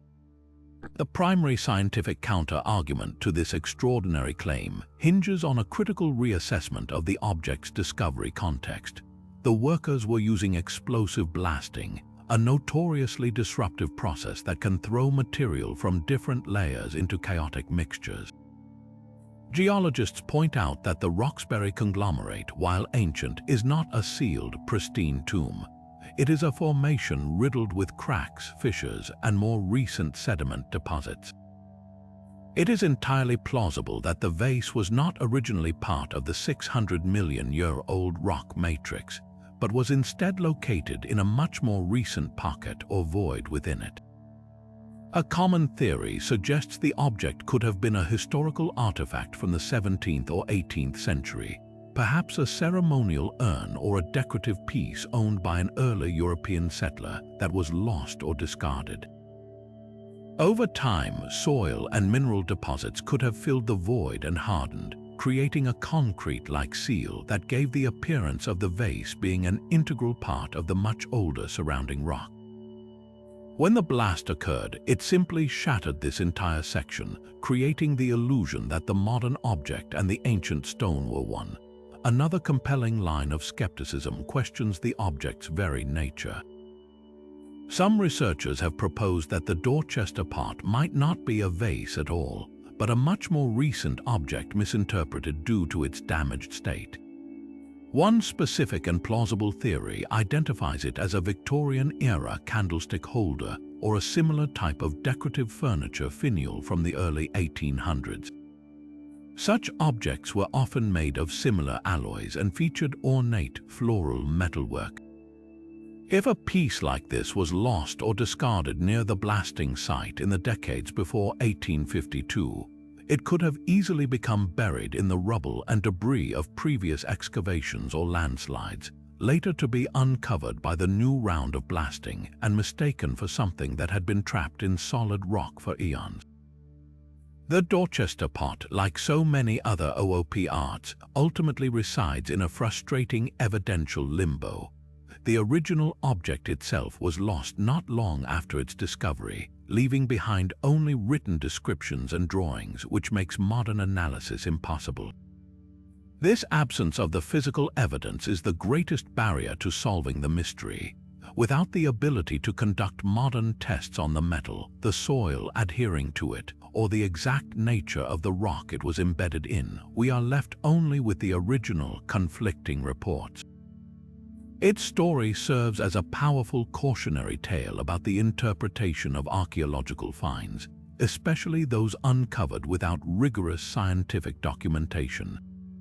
It highlights the eternal conflict between a tantalizing initial impression and the often more complex, mundane truth that reveals itself upon closer inspection. The pot remains a ghost in the historical record, a whisper of a possibility that continues to intrigue and challenge, a permanent reminder that sometimes the most compelling mysteries are those that can never be fully solved. Leaving behind the industrial mysteries of the Dorchester pot, our journey now takes us to the peaceful shores of a New England lake, where a very different kind of puzzle was unearthed, one that is small, polished, and covered in cryptic symbols. In the year 1872, while workers were digging a post hole on the property of a man named Seneca, lad near the shores of Lake Winnipesaukee in New Hampshire, their shovels struck something unusual. It wasn't a rock or a root, but a dark, oddly shaped object that they initially mistook for a large clump of petrified cheese. Upon cleaning it off, they discovered it was an incredibly smooth, egg-shaped stone, meticulously carved from a dark, fine-grained quartzite called glaucophane. This curious artifact, now known as the Lake Winnipesaukee Mystery Stone, has captivated and confounded experts ever since, standing as one of the most peculiar and hotly debated relics in American archaeology. The stone itself is a masterpiece of delicate craftsmanship, measuring about 4 inches long and 2.5 inches thick. Its surface is impossibly smooth, polished to a luster that feels almost modern to the touch. But what truly sets it apart are the intricate carvings that cover its surface. On one side, there is a clear depiction of a face, punctuated by a series of teepee-like structures, an ear of corn, and an arrow-like spiral. The other side features more abstract motifs, a circle with dots and lines, a crescent moon, and a second spiral. Perhaps the most astonishing features are the perfectly straight, perfectly cylindrical holes that have been bored completely through the stone from top to bottom. These holes are uniform and smooth, with no apparent tool marks, a feat of precision drilling that would be challenging even with modern equipment, let alone the primitive tools assumed to be available to indigenous peoples or early colonists. The immediate and enduring question is, of course, who made it and why. The most common theory points to local Native American cultures such as the Abenaki people. The symbols of corn, teepees, and the arrow could be interpreted as representing key elements of their livelihood and spirituality. In this view, the stone might have been a powerful talisman or a ceremonial object, perhaps used in rituals related to agriculture, hunting, or spiritual journeys. Its egg shape could symbolize fertility or the very origin of life, a common theme in the creation myths of many cultures. It may have served as a kind of portable altar or a sacred object passed down through generations of medicine men. However, the stone's uniqueness works against this theory. No other object like it has ever been found anywhere in North America. The symbols, while reminiscent of indigenous art, do not match any specific known tribal style conclusively. This singularity has led to a plethora of alternative interpretations. Some researchers have suggested a Celtic origin, noting that spiral motifs were common in ancient European art and that pre-Columbian transatlantic contact, while unproven, is not impossible. Others have proposed it was created by early European settlers in the area as a curiosities or a fraternal lodge object, perhaps related to the Freemasons or another secret society, with the symbols holding coded meanings known only to initiates. Naturally, the possibility of a hoax has always loomed large. The stone was discovered during the height of the American Curiosity Cabinet craze, a time when fabricating unusual artifacts for profit or fame was not uncommon. Seneca Ladd himself was a known collector of antiquities, and some have speculated the stone could have been crafted as a gift for him or even a prank played on him by a local artisan. The precision of the drilling is often cited as evidence for a modern creation, as such fine work would seemingly require a metal drill bit and a mechanical apparatus. Proponents of the hoax theory argue that a skilled 19th-century machinist could have easily created it as a conversation piece, yet the mystery deepens when we consider the material. The type of stone, glaucophane, is exceptionally hard and is not native to the New Hampshire region. The nearest known deposit is in northern Rhode Island. This means whoever crafted it either had access to a rare stone from miles away, or that the object itself originated elsewhere and was brought to the site. This fact complicates both the indigenous and the hoax theories, adding another layer of intrigue to its already convoluted history. Despite over a century of analysis, including an examination by archaeologists from the Smithsonian Institution, the Lake Winnipesaukee Mystery Stone remains utterly enigmatic. It refuses to fit neatly into any historical narrative. It is too precise and unique to be a typical Native American artifact, yet its potential age and the effort required to make it seem excessive for a simple hoax. It exists in a category of its own, a polished, inscrutable black egg that offers a silent challenge from the past. It represents the very essence of an archaeological mystery, a physical object with no provenance, no parallel, and no easy explanation, reminding us that sometimes the smallest relics can hold the biggest secrets, leaving us to wonder about the hands that carved it and the world they were trying to represent. Yet this vast and detailed narrative is punctuated by subtle, strange details that hint at a deeper, more cryptic layer of meaning. Look closely and you'll find scenes that defy simple historical accounting. In the upper border, just as Harold's entourage arrives at Bosham Church, a small, naked figure with distended limbs crouches near a building. Is this merely a crude bit of marginalia, or could it be a symbolic depiction of a sinner or an omen of Harold's impending doom? Elsewhere, a mysterious cleric touches the cheek of a woman named Elfgiva in a scene that has absolutely no explanation in the written historical records. The precise nature of their interaction, whether it's a blessing, an accusation, or something else entirely, has been a tantalizing puzzle for historians for centuries, a silent, enigmatic moment frozen in thread. The tapestry's greatest mystery, however, may be the one that isn't there, the missing final section. The narrative we have ends abruptly with the Anglo-Saxon forces fleeing the battlefield at Hastings.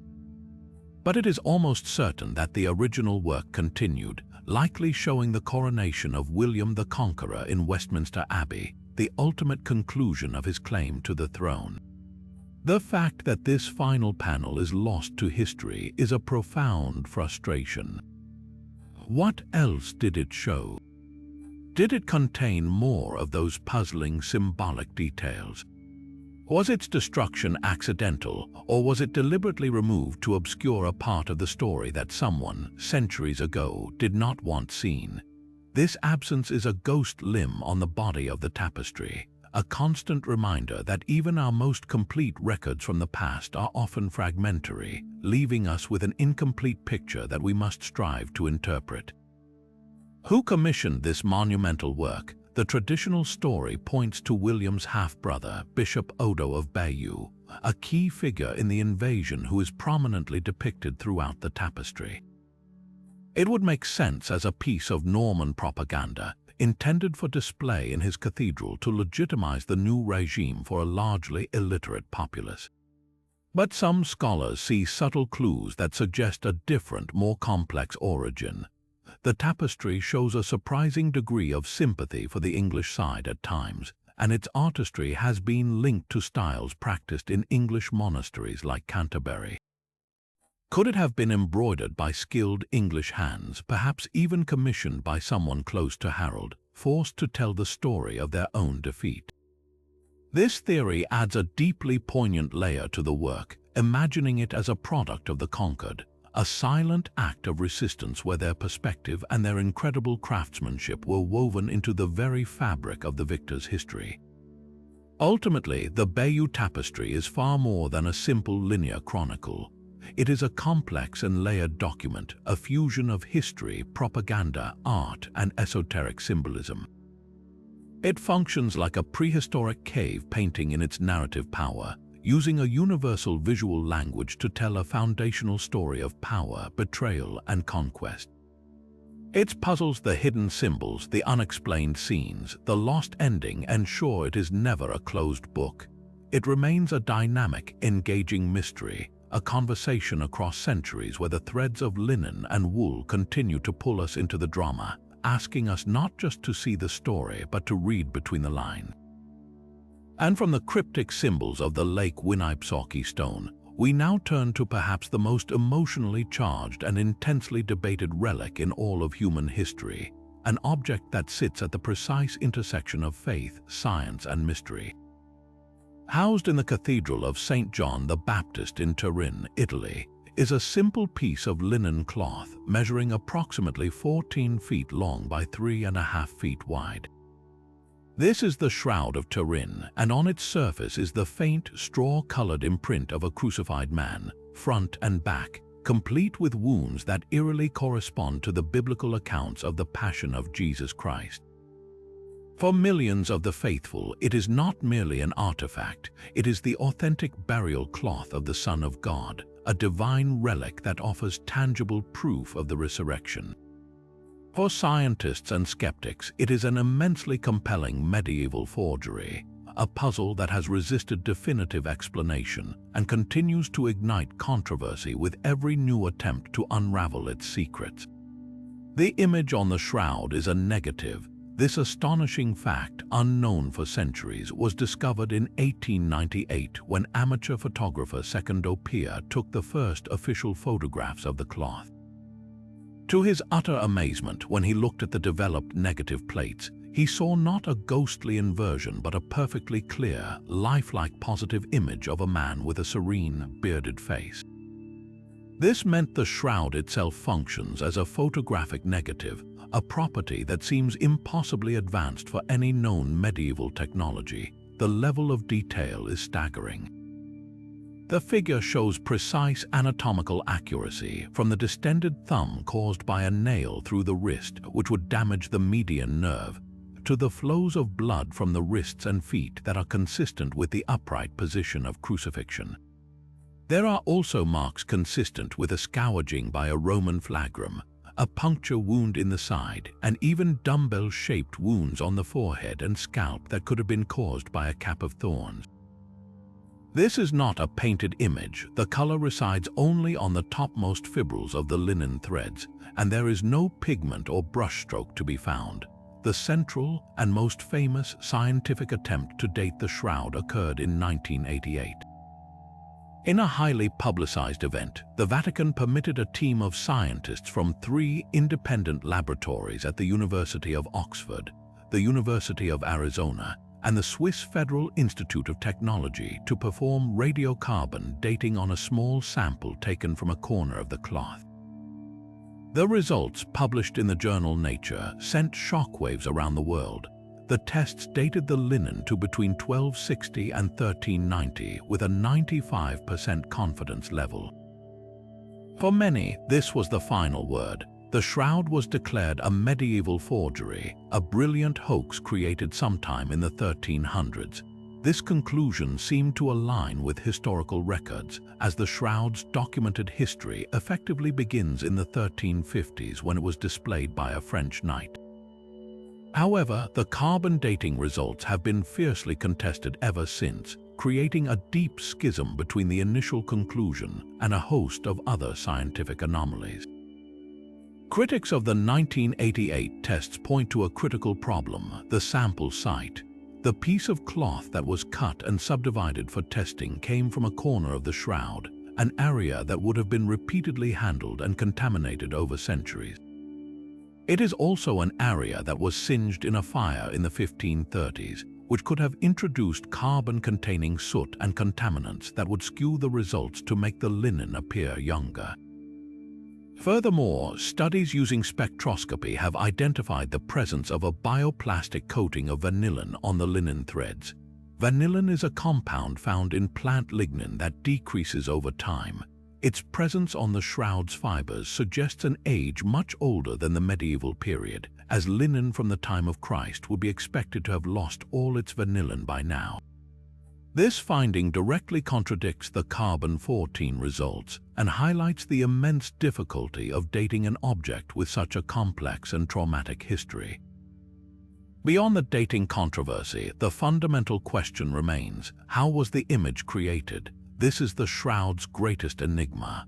No one has been able to successfully reproduce the image with all its unique characteristics using technologies available in the 1300s or even today. The image has three-dimensional information encoded within it. When read by a sophisticated image analyzer called a VP8, the shroud's light and dark areas translate into accurate spatial depth, a property no painting or photograph possesses. The coloration is the result of a rapid, surface-only dehydration and oxidation of the cellulose fibers, akin to a very superficial scorch, but one that lacks any directionality, meaning it was not applied by a directed energy source like heat. Some theories propose a rare form of energy, perhaps a brief, intense burst of vacuum ultraviolet radiation, emanating from the body at the moment of resurrection, that somehow captured this perfect negative image. Others suggest a more natural, though no less mysterious, process involving chemical reactions between ammonia and lactic acid from a body and the aloes used in burial rites. The truth is, after decades of study, the mechanism of image formation remains a complete and utter mystery, a problem that has stumped physicists, chemists, and art historians alike. The Shroud of Turin, therefore, exists in a state of perpetual tension. It is an object that invites belief but defies proof. For believers, the scientific controversies only strengthen their faith, seeing the unanswered questions as evidence of its divine origin beyond the reach of human understanding. For skeptics, it remains the world's most fascinating and unsolved forensic puzzle, a medieval artwork of unparalleled genius whose methods we have yet to rediscover. It transcends its physical form to become a mirror, reflecting back whatever the viewer brings to it: faith, skepticism, or a profound curiosity about the boundaries of history and science. It is a relic that does not provide answers but instead asks the most profound questions of all, forcing us to confront the limits of our knowledge and the enduring power of mystery. Soaring high above the arid plains of southern Peru, in a landscape where the earth itself seems to hold its breath, lies a canvas of such immense scale that its artists could never have seen their own work in its entirety.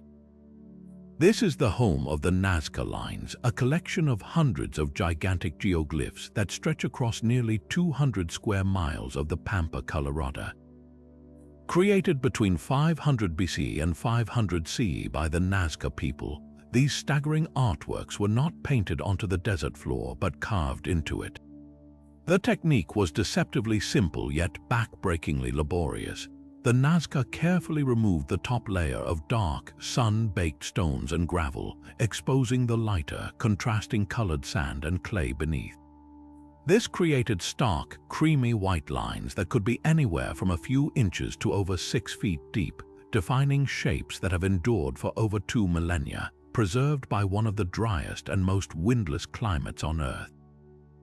The sheer diversity of the designs is enough to boggle the mind. There are straight lines that run for miles, cutting across the desert with laser-like precision, completely undeterred by changes in elevation or terrain.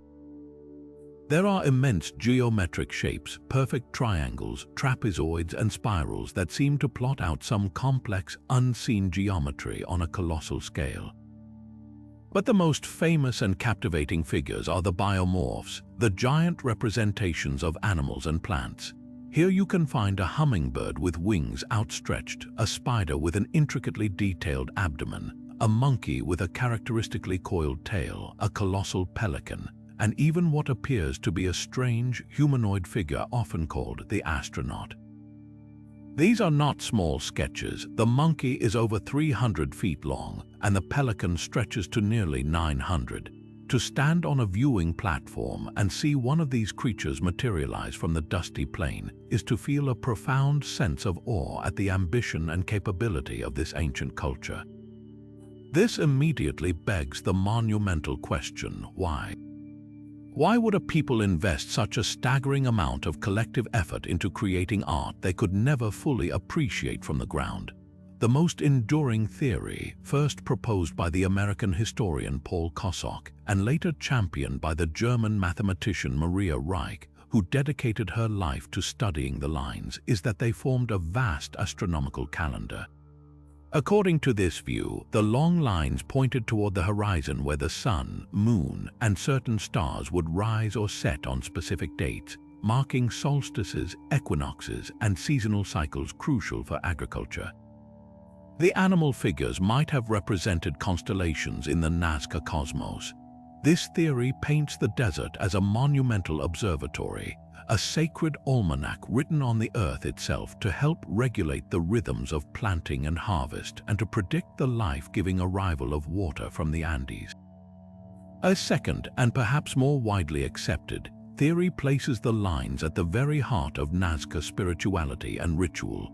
In the harsh, water-scarce desert, appeasing the gods was a matter of survival. Many researchers believe the geoglyphs were sacred pathways, walked upon during religious ceremonies to plead for water and fertile crops. The trapezoidal shapes, for instance, are thought to have been used as ceremonial plazas, where communities would gather for rituals, perhaps even involving offerings. The animal figures likely held deep symbolic meaning, each one a powerful spirit or deity. A spider could be a symbol of rain, a monkey of water and fertility from the distant mountain forests. By creating these immense effigies, the Nazca may have been attempting to communicate directly with these forces, drawing their attention and favor through acts of immense devotion and effort. From this perspective, the act of building the lines was as important as their finished form, a communal act of faith that reinforced social bonds and demonstrated piety to the gods. A more recent and controversial hypothesis suggests the lines were part of a sophisticated system for managing the region's most precious resource, water. The Nazca were master hydraulic engineers, constructing complex underground aqueducts called puquios to tap into subterranean aquifers. Some researchers have noted that many of the lines and trapezoids directly align with these underground water channels and the faults that guide them. The theory proposes that the geoglyphs were not just spiritual pleas for water, but physical markers mapping the vast, hidden network of water flow beneath the desert. The ceremonies performed on them might have been intended to activate or bless this subterranean system, blending practical geography with profound ritual in a way that modern science is only beginning to understand. How they achieved such precision remains a technical marvel. The Nazca likely used simple surveying techniques, perhaps employing a central pole and ropes to plot out the perfect curves and straight lines from a series of small-scale models. The fact that they could maintain the proportions and integrity of a 900-foot pelican using such basic methods is a testament to their incredible skill and planning. The stability of the climate has been their greatest ally. With minimal rain or wind to erode them, the lines have simply lain undisturbed, a secret kept by the desert itself until the modern era of aviation finally allowed humans to rise high enough to see the full, breathtaking scope of their ancestors' work. The Nazca lines are ultimately a mystery that lives in the space between science and spirit.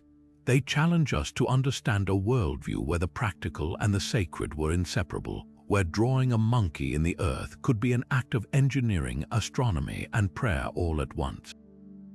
They are a permanent message from a people who looked at a vast, empty landscape and saw not a wasteland, but a sacred slate upon which to inscribe their hopes, their knowledge, and their deepest connection to the cosmos. Far out in the vast expanse of the Pacific Ocean, on one of the most isolated islands on Earth, stand the silent, stoic sentinels of a lost world.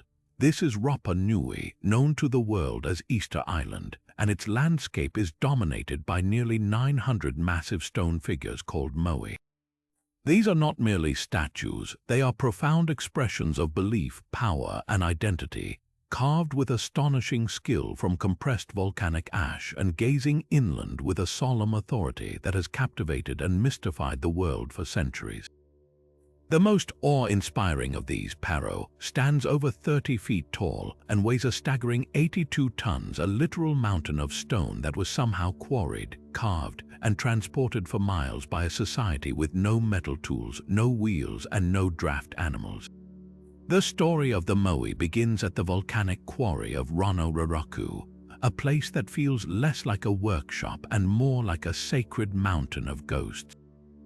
Here, the Moai were born directly from the living rock.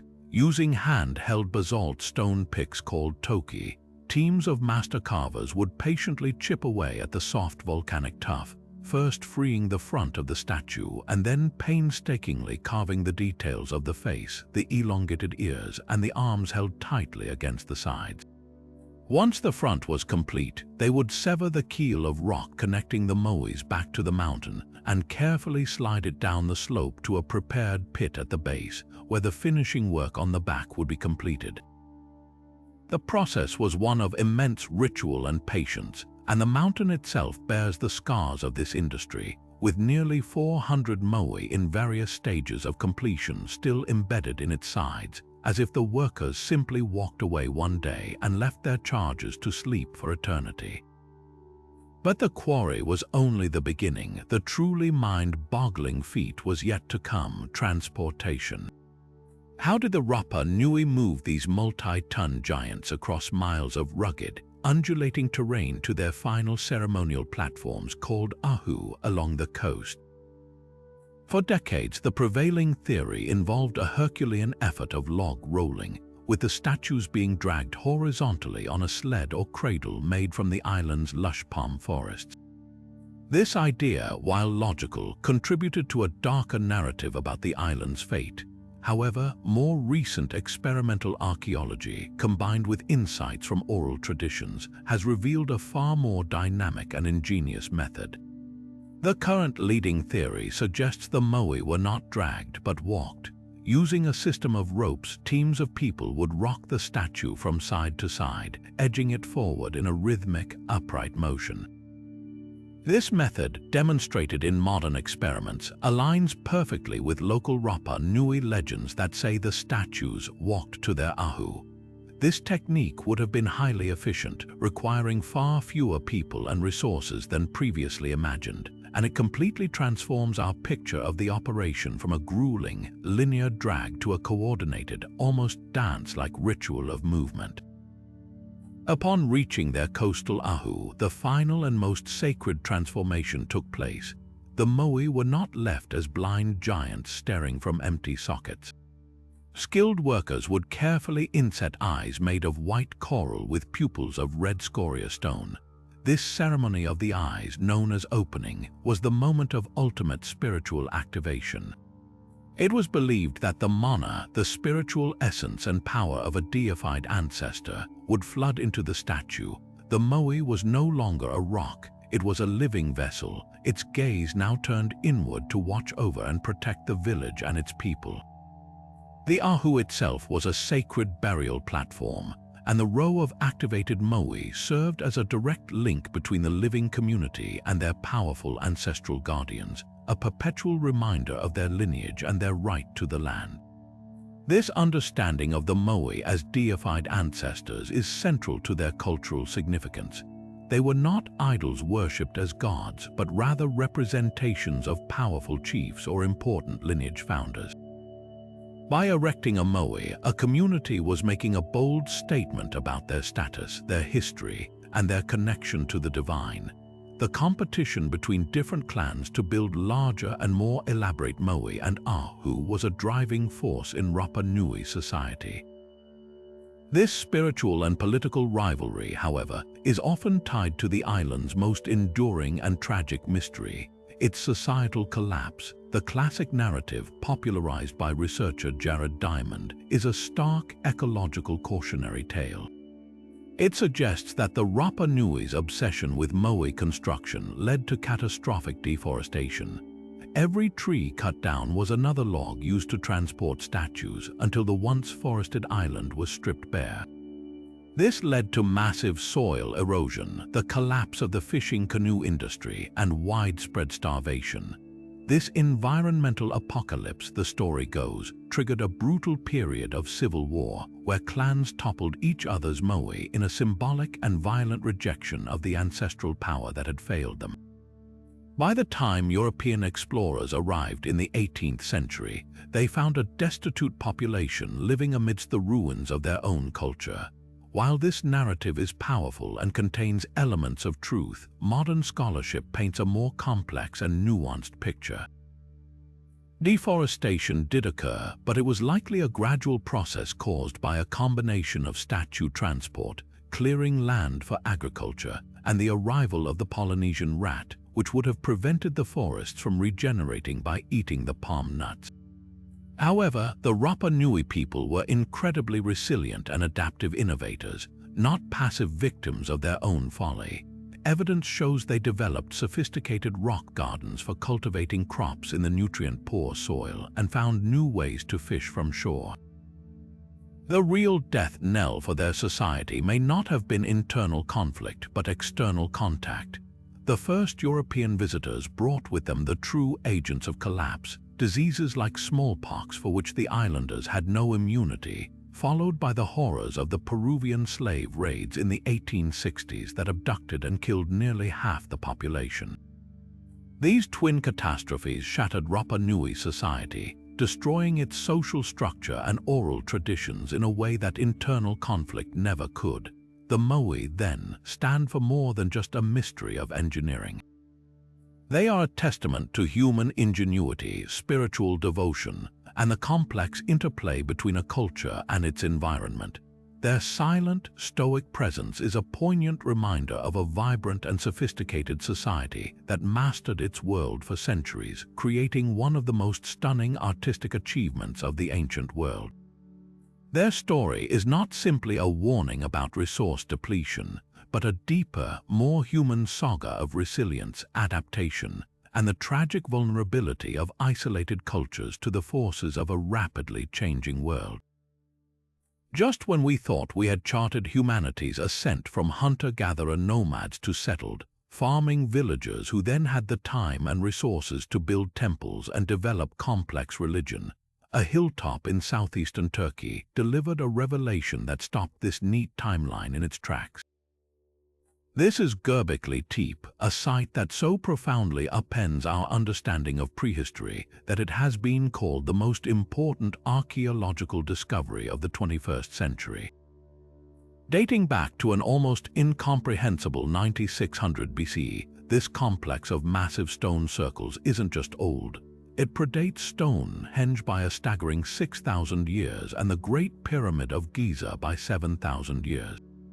But its age is only part of the shock. The truly revolutionary aspect is that it was built by people who, according to everything we thought we knew, should not have been capable of such an undertaking.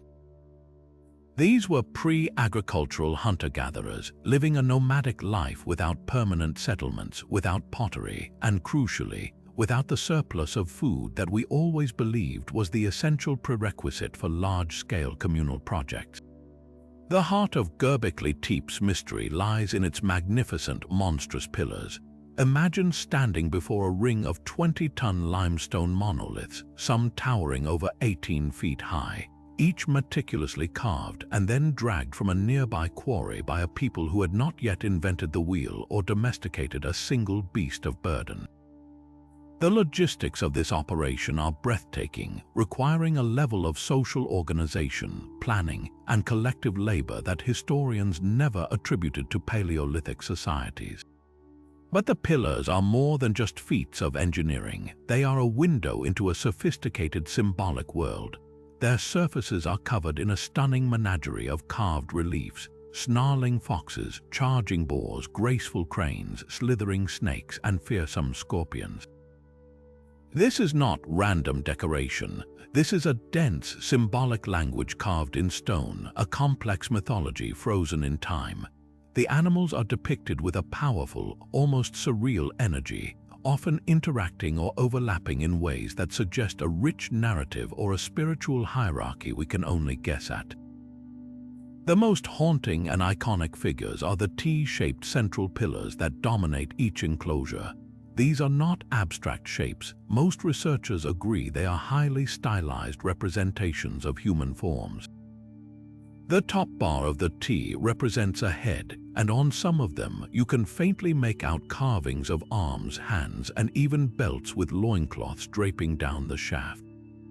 These silent, faceless giants are arranged in a circle, often facing inward toward two even larger pillars at the center, as if frozen in some eternal council meeting or ritual gathering. They feel like ancestor figures, powerful spirits, or perhaps gods themselves, watching over the proceedings from a time before recorded history. So why was this astonishing place built? The prevailing theory, championed by its longtime excavator Klaus Schmidt, turns the traditional model of civilization on its head. For centuries, we've worked on the principle that agriculture came first. The story went that once humans learned to farm, they could settle down in villages, produce a surplus of food, and this new wealth and stability then allowed for the specialization of labor. Eventually, a priestly or ruling class emerged that had the free time to develop complex religion and commission grand architecture. Gobekli Tepe screams that we have it backward. Here, the temple came first. Schmidt proposed that it was the need to build and maintain this sacred place that actually spurred the invention of agriculture. The sheer number of people required to construct and then gather at Gobekli Tepe would have needed to be fed. This could have provided the impetus to domesticate wild grains like einkorn wheat, which grows naturally in the surrounding hills, and to herd animals like sheep and cattle, not just hunt them. In this radical new view, it wasn't farming that made religion possible, it was religion that made farming necessary. This site forces us to completely rethink the catalyst for civilization. Perhaps it was not a practical need for food security, but a shared spiritual impulse, a collective desire to create a permanent place of gathering and worship that provided the social glue to bring different bands of people together and organize them toward a common, monumental goal. Gobekli Tepe stands as a silent, monumental challenge to our assumptions. It suggests that the human capacity for symbolic thought, complex social structure, and breathtaking architectural achievement is far older than we ever dreamed, emerging not from the comfort of settled villages but from the shared beliefs and immense collective will of nomadic hunters at the very dawn of our history. But the sheer number of stones at Carnac is only part of the story. The precision with which they were placed opens a window into the minds of their creators. Many of the alignments show a clear and deliberate orientation. The most famous rows at Voynich and Camario are aligned roughly northwest to southeast, and researchers have found that this axis holds significant celestial importance. During the winter solstice, the setting sun appears to slide directly down the length of the rows, while the summer solstice sunrise is perfectly perpendicular to them. This is not a coincidence. It suggests the builders possessed a sophisticated understanding of the solar cycle, using the stones as a giant, permanent calendar to mark the turning points of the year. These events would have been critical for an agricultural society, dictating the timing for planting and harvest, and were likely central to their spiritual ceremonies. The stones transformed the entire landscape into a colossal astronomical observatory, a sacred space where the cycles of the heavens were mirrored and measured on the earth below.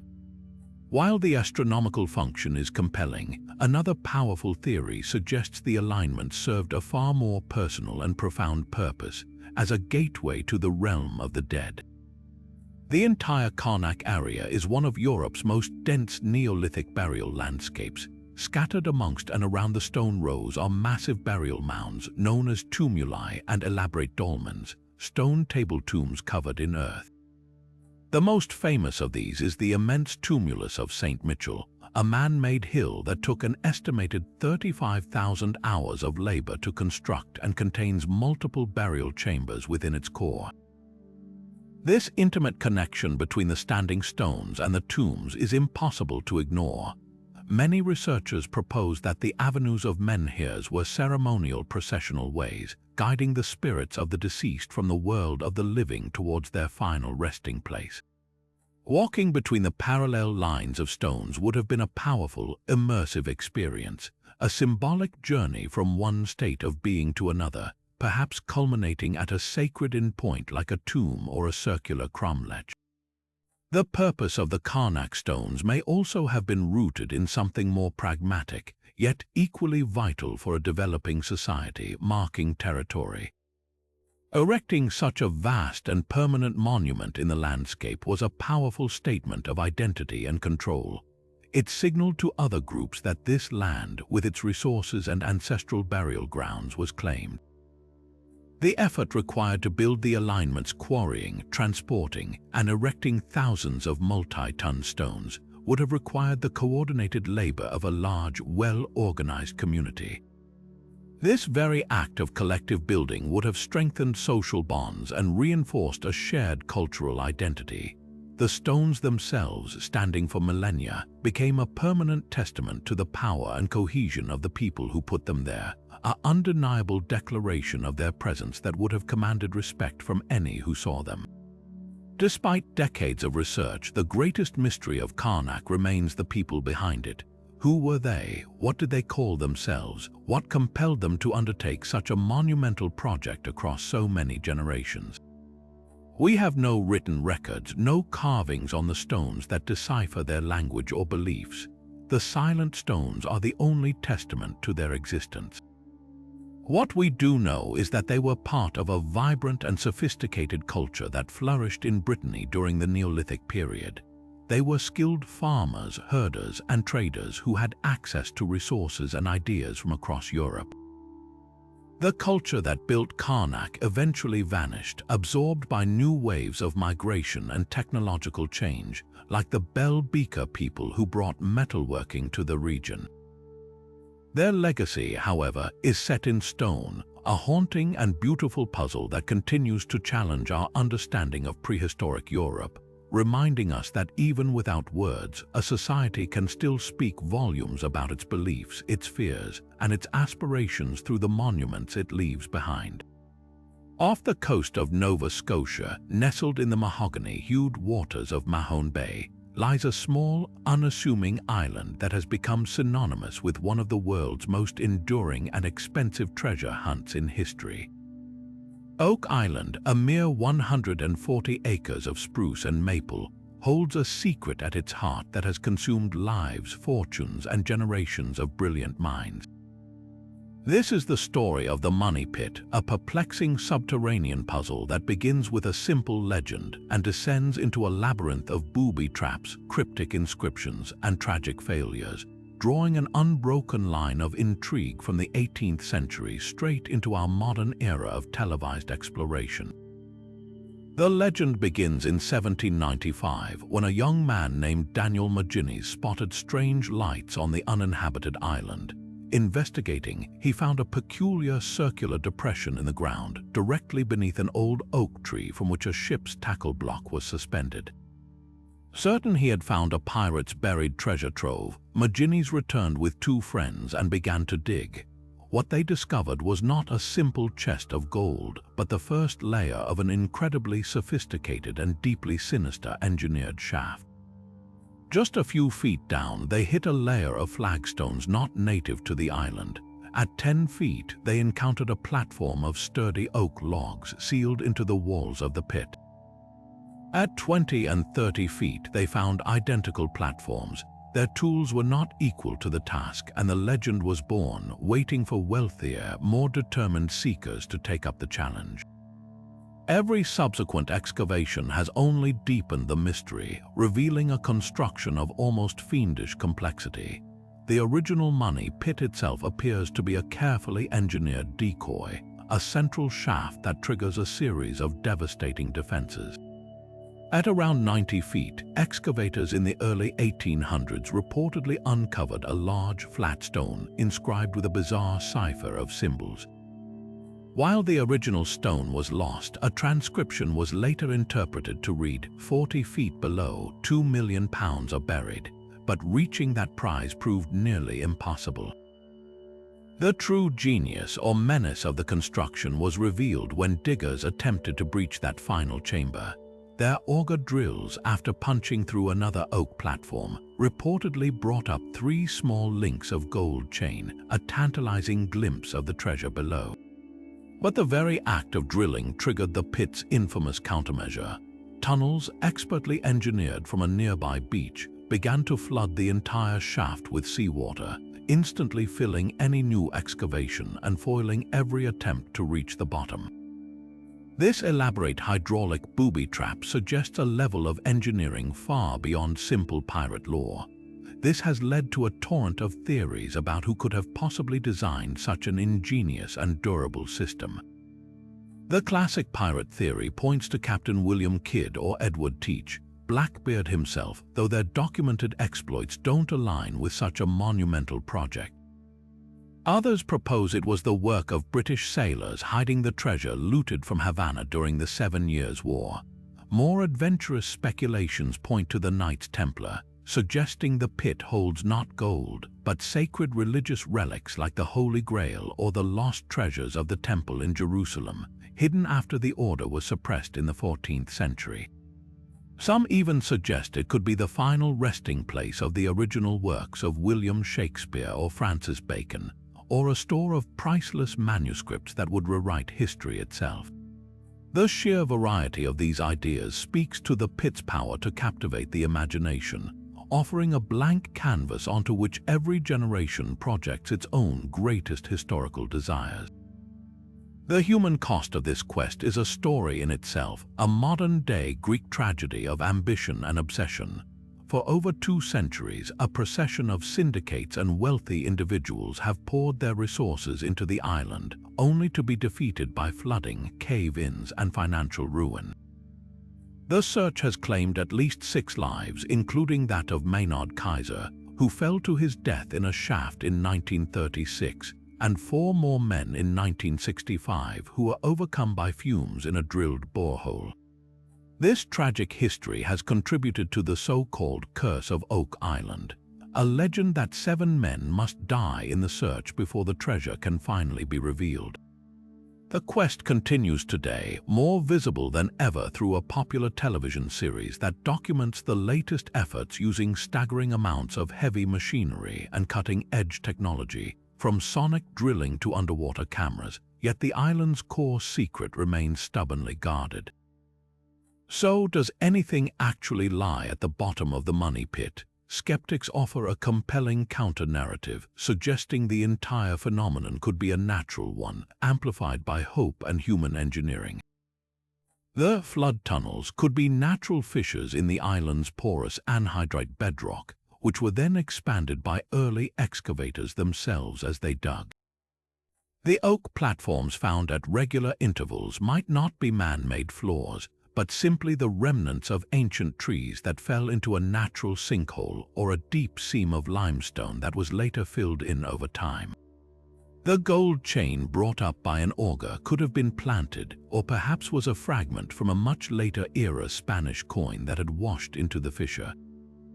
From this perspective, the money pit is not a constructed vault, but a geological oddity that has been brilliantly and tragically misinterpreted for centuries, a Rorschach test into which seekers have poured their dreams and their fortunes. Whether a colossal historical hoax, a natural geological formation mistaken for artifice, or the most brilliantly protected treasure vault ever built, the Oak Island money pit endures as the ultimate symbol of the human spirit of discovery. It represents that relentless, often irrational, drive to uncover what is hidden, to solve the unsolvable, and to believe that just beyond the next layer of soil or the next pump of water lies a truth that will rewrite everything. It is a tangible connection to our love of adventure, a physical puzzle that continues to challenge our ingenuity and defy our conclusions, reminding us that some mysteries are not meant to be solved quickly, but to be pursued generation after generation, keeping the flame of wonder alive. Imagine a map so advanced for its time that it seems to depict continents unseen by European eyes for another 2 centuries. Now, picture that same map, drawn on gazelle skin in 1513 by an Ottoman admiral and cartographer named Piri Reis, who freely admitted it was a compilation of far older sources, some dating back to the days of Alexander the Great. This is the reality of the Piri Reis map, a stunning fragment that has sparked one of the most intense and enduring debates in the history of cartography, primarily because of what it appears to show at the very bottom of the world. The map's depiction of the southern coastline has been interpreted by some as nothing less than the continent of Antarctica, rendered in shocking detail and most astonishingly without its massive ice cap, a feat impossible for any known civilization in the 1500s and only fully confirmed by modern seismic surveys in the 1950s. The core of this incredible claim lies in the interpretation of a landmass labeled on the map as Antalya. Proponents of the ancient knowledge theory, like the historian Charles Hapgood, argue that the wavy, indented coastline shown is a remarkably accurate representation of Queen Maud Land in Antarctica, matching modern subglacial topography maps that reveal the true shape of the continent beneath miles of ice. They point to the annotations on the map itself, where Piri Reis notes that he compiled his work from a multitude of source maps, including some that were very ancient. The most tantalizing note refers to a source used for the southern lands that was drawn by a sailor who had been there, a claim that, if true, would rewrite the entire history of global exploration. The implication is that a highly advanced seafaring civilization, perhaps even the mythical Atlanteans or a lost prehistoric culture, must have mapped the world with a sophistication that rivaled the 18th century, and their knowledge was passed down through the ages, only to be captured in this single surviving Ottoman copy. However, the mainstream academic view offers a far different, though no less fascinating, interpretation. Most cartographers and historians argue that the landmass in question is not Antarctica at all, but a distorted, composite representation of the southern coast of South America, blended with speculative geography and the common cartographic myths of the era. The early 16th century was a time of immense geographical confusion. New lands were being reported by explorers, and mapmakers often filled the gaps with guesswork, pulling from classical legends about a great southern continent, terra australis incognita. The wavy coastline could easily represent the deeply indented fjords of Patagonia, like the Strait of Magellan, which wouldn't be navigated for another decade after the map was drawn. The map's obvious errors, such as the placement of the Caribbean islands and the stretching of South America, demonstrate that it was a work in progress, a collage of good and bad information typical for its time, not an infallible relic of lost science. The true strength of the mainstream argument lies in the absence of any other evidence. If a global, maritime civilization with the technology to accurately map Antarctica existed thousands of years before the Ottomans, where is the rest of their legacy? Where are their ships, their ports, their records? The Piri Reis map stands alone, a single data point in a vacuum of corroborating proof. Furthermore, modern analysis of the map's construction suggests that its apparent accuracy can be explained by its use of a common portolan chart design, which often exaggerated coastal features for navigational purposes, and a simple grid system that could easily create the illusion of precision where none was intended. The map is a masterpiece of Ottoman cartography, a beautiful snapshot of the geographical understanding of its day, but it is likely not a window into a forgotten age of super-civilizations. Ultimately, the power of the Piri Reis map lies not in proving a fantastical history, but in its ability to perfectly capture the tension between what we know and what we imagine. It is a Rorschach test of historical interpretation. For some, it is undeniable proof that our past is far richer and more mysterious than our textbooks allow. For others, it is a brilliant but ultimately human artifact, a product of its time that reflects the ambitions, the confusions, and the boundless curiosity of the age of exploration. It forces us to ask how knowledge is preserved and lost across centuries, and to marvel at the fact that a 500-year-old map can still, to this day, hold secrets that we have not yet fully unraveled. It remains a permanent invitation to wonder, a testament to the enduring human desire to chart the unknown, whether that unknown lies across the ocean or deep within the forgotten chapters of our own story. But just as the story of the main penny demonstrates how a single object can fuel centuries of debate, another relic emerged in the mid-20th century that seemed to offer the very proof the penny lacked: a detailed, cartographic snapshot of the Viking presence in the New World. This is the story of the Vinland map, a document that exploded onto the public stage with the force of a revelation. Unveiled to the world in 1965 with immense fanfare, the map was a stunning declaration. It was a purported 15th century world map drawn on medieval vellum, but its true marvel lay in the far western edge of the Atlantic. There, clearly labeled in Latin, were two islands, Islander for Iceland, Groenlandia for Greenland, and southwest of Greenland, a larger, roughly triangular landmass inscribed with the phrase Vinlandia Insula Abbiano rept et Leifo sausage. This translates to Island of Vinland, discovered by Bjarni and Leif in company. In one elegant image, this map didn't just hint at Norse exploration. It laid it out for all to see, appearing to confirm the Norse sagas and predate Columbus's voyage by over half a century. It was immediately hailed as the most exciting cartographic discovery of the century, a priceless treasure that promised to rewrite the history books. The initial evidence for its authenticity was deeply compelling. The map was bound within a slim volume known as the Tartar Relation, a genuine medieval manuscript that detailed a 13th century friar's journey to Mongolia. The vellum itself was carbon dated to the correct period, and the script and style of Latin were consistent with a 15th century origin. For historians and the public alike, it was a bombshell. Here was a contemporary document created at a time when Norse voyages to Greenland were still a living memory in Europe that explicitly charted their discoveries beyond. It seemed to be the missing link, the cartographic Rosetta Stone that connected the oral traditions of the sagas to the physical reality of North America.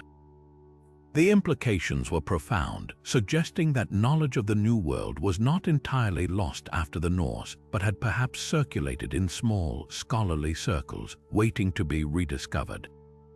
However, the triumph was short-lived. Almost from the moment of its unveiling, a chorus of skeptics raised serious doubts. The first red flag was the map's provenance. It had a shadowy history, appearing out of nowhere and offered for sale to the British Museum and later Yale University by a mysterious European dealer. There were no records of its existence prior to 1957, a glaring absence for such a significant document. Furthermore, the map's depiction of Greenland was strangely accurate for its supposed time, showing it as an island, a fact not confirmed by modern cartography until the 20th century.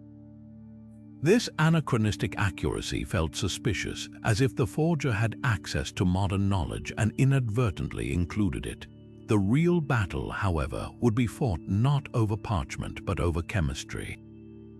The central controversy hinges on a single, critical component, the ink. Initial visual analysis noted that the ink had a peculiar, yellowish hue and seemed to sit on top of the vellum's aging cracks rather than sinking into them, which would suggest it was applied after the parchment had already aged. But the definitive blows came from advanced spectroscopic analysis. In the 1970s, Walter Macrone, a leading microscopist, examined tiny samples of the ink and made a startling discovery. He identified the presence of anatase, a very specific and rare crystalline form of titanium dioxide. The key problem: while anatase does occur naturally, the form found on the Vinland map was composed of perfectly round synthetic particles. This type of synthetic anatase was not commercially produced and available for use in ink until the 1920s. Macrone's conclusion was damning. The ink was modern, and therefore the map was a sophisticated 20th century forgery. For decades, this finding was considered the final word. The Vinland map was declared a brilliant fake, an elaborate hoax designed for fame and fortune. Yet, like the best mysteries, the story refused to die. In 2002, a new study led by researchers at University College London used non-destructive techniques and argued that the titanium levels in the ink were actually very low and consistent with those found in other medieval iron gall inks. Then, in 2018, a team from Yale, the map's owner, published another devastating analysis. Using the most advanced spectroscopic tools available, they not only confirmed the presence of anatase, but also found that the ink was made of a carbon-based compound that lacks the iron sulfate typically found in all genuine medieval iron gall ink recipes. This latest evidence is perhaps the most conclusive yet strongly pointing to a modern creation. So, if it is a forgery, who was brilliant enough to create it, and why? The most popular theory points to a Jesuit priest and cartographic enthusiast named Father Joseph Fisher, who had access to ancient vellum and the requisite historical knowledge. Another potential culprit is a known forger operating in the 1920s. The motivation was likely financial, with the potential for a massive payout from a wealthy institution or collector, though the complex thrill of pulling off the ultimate historical deception cannot be discounted. The enduring fascination with the Vinland map, regardless of its authenticity, lies in what it represents, our deep desire for a tangible connection to a pivotal moment of exploration. It embodies the tension between the historical truth of Norse presence in North America, which is confirmed by the archaeological site at Elance Orks Meadows, and the frustrating lack of contemporary European records about it. The map is a proxy for that longing. Even if it is ultimately proven to be a fake, it remains one of the most fascinating and contentious documents in the world, a perfect artifact of our eternal struggle to distinguish truth from belief, and a testament to the powerful allure of a story that we all wish were true. Deep within the crypts of the Hathor Temple at Dendera, a site dedicated to the ancient Egyptian goddess of love, joy, and motherhood, lies a stone relief that seems to depict a technology utterly alien to the world of the pharaohs. Carved into a wall in a dark, subterranean chamber, this enigmatic image shows two large, counter-facing figures holding up what appears to be a giant, elongated pear-shaped object. Inside this bulb is a snake stretching the entire length and pointed directly toward a small box on which a god is kneeling. To the modern eye, the resemblance to a contemporary light bulb or some form of arc lamp is nothing short of astonishing. The snake looks like a glowing filament. The bulb's stem seems to plug into the box, which could be interpreted as a power source or battery, and the entire scene is supported by a pillar that brings to mind a modern insulator. This is the so-called Dendera light, and for proponents of ancient high technology, it is the ultimate smoking gun, proof that the Egyptians possessed, or at least understood, the principles of electricity. The interpretation of this image as a literal electric lamp is built on this powerful visual similarity. Advocates argue that the reliefs are found in a windowless crypt, a place where torches or oil lamps would have blackened the ceilings with soot, yet no such soot exists. How, then, did the ancient artists see to carve these intricate details? The answer, they suggest, is that the Egyptians used electric lights, and this carving is a technical diagram of their device. They point to the cable running from the box to the pillar as an insulated wire, and the filament snake as the source of illumination, perhaps powered by a primitive battery like the controversial Baghdad cell. This theory presents ancient Egypt not as a culture of primitive superstition, but as a sophisticated civilization with knowledge that was later lost, a concept that captures the imagination and challenges the established historical narrative. Egyptologists and mainstream archaeologists, however, offer a profoundly different and deeply symbolic reading of the exact same imagery. They identify the two large figures not as technicians, but as the god Her, a deity symbolizing infinity and eternity, or as the arms of the sky goddess Nut. The bulb is not a glass enclosure but a representation of a lotus flower from which the snake is being born. In Egyptian mythology, the snake is a potent symbol of fertility, protection, and divine energy, often associated with the sun god Ra. The entire scene is a well-documented and cohesive part of Egyptian creation mythology, specifically illustrating the moment of the dawn and the daily rebirth of the sun. The snake emerging from the lotus is a visual metaphor for the sun rising from the primordial waters, an event of cosmic renewal that was central to their religious beliefs. The kneeling god is not connecting a cable but is Hapi, the god of the Nile's annual inundation, whose presence ties the entire cycle to fertility and rebirth.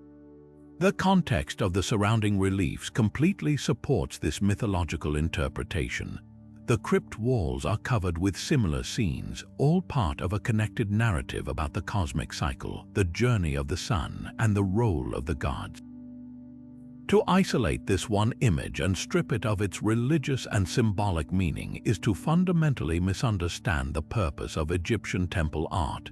These were not instruction manuals, they were sacred texts in stone designed to convey spiritual truth, not technical schematics.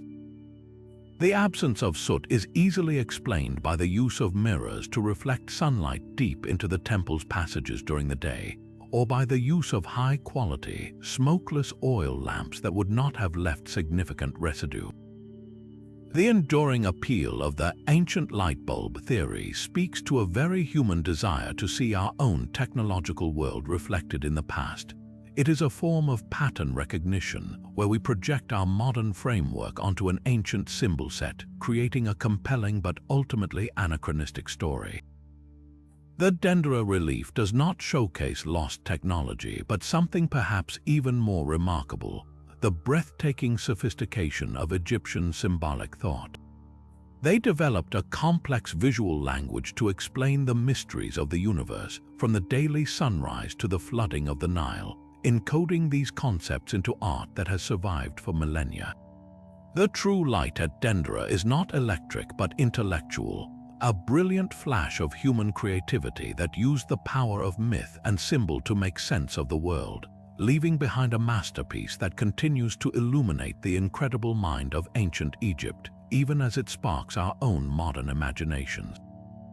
High in the Andes, overlooking the ancient Inca capital of Cusco, stands a fortress that defies not just invaders but the very logic of human engineering.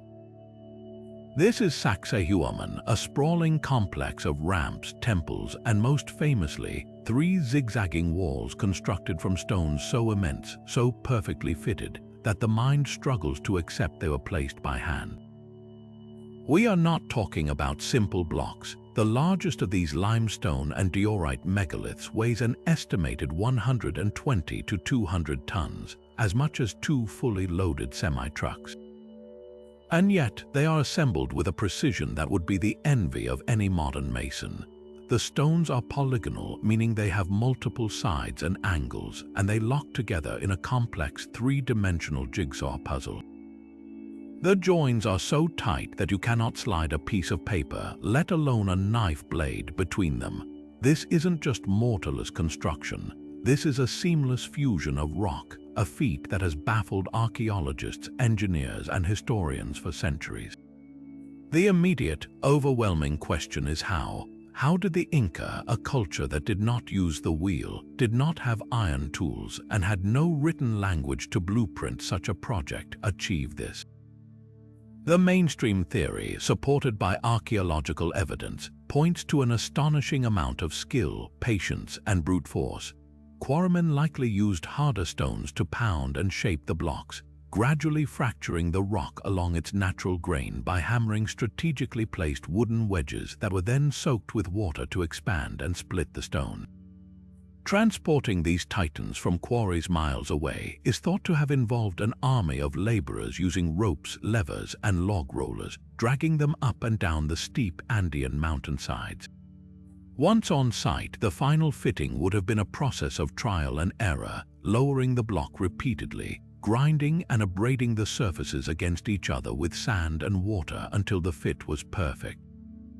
This explanation is logical, but it feels almost too simple when you stand before the walls and try to comprehend the sheer scale of the effort. This gap between the plausible explanation and the visceral, awe-inspiring reality of the site has given rise to a host of more speculative theories. Some point to the existence of a mysterious, vitrified rock found in certain areas where the stone surface appears to have been melted or softened. This has led to suggestions that the Inca possessed a lost plant-based solvent, a juice from a local herb that could temporarily soften stone to the consistency of clay, allowing them to mold it into place. Others, looking at the seemingly melted, organic look of the joins, propose the use of focused heat, perhaps from massive mirrors or lenses, to fuse the stones together. The most famous alternative theory, deeply rooted in local Andean legend, involves the concept of Sukanka's magical, knowledge-bearing rays of light that were said to be directed by the power of sound or spoken command. According to these stories, the stones were not dragged, but made to levitate and position themselves through the application of sacred sonic frequencies, a technology granted by the gods and now lost to time. Perhaps the most profound significance of Sacsayhuaman, however, lies not in how it was built, but in why it was built the way it was. The zigzag design of the walls is not just an architectural flourish, it is a form of genius engineering. This structure made it virtually impossible for attackers to assault the fortress in a unified front, exposing them to defensive fire from multiple angles. Furthermore, the interlocking polygonal construction is incredibly resistant to earthquakes. While more rigid, rectangular masonry would crack and collapse during the frequent seismic activity that shakes the Andes, Sacsayhuaman's walls are designed to dance. The stones, locked in their complex embrace, shift and settle during a quake, absorbing the energy and then settling back into place once it has passed. This is not lost technology, it is a profound, hard-won understanding of the environment, translated into a timeless architectural principle. Ultimately, Sacsayhuaman stands as a monumental testament to the power of a highly organized society. The true technology behind it may not have been sonic levitation or stone softening juice, but something equally powerful, the mitre system. This was a form of communal labor, a tax paid not in currency but in work, which mobilized thousands of highly skilled workers in a coordinated, state-sponsored project. The Inca were masters of logistics and social organization, capable of moving mountains because they could move people. The walls, therefore, are more than just stone. They are a physical manifestation of a collective will, a symbol of the Inca Empire's power and its deep, intimate knowledge of its land.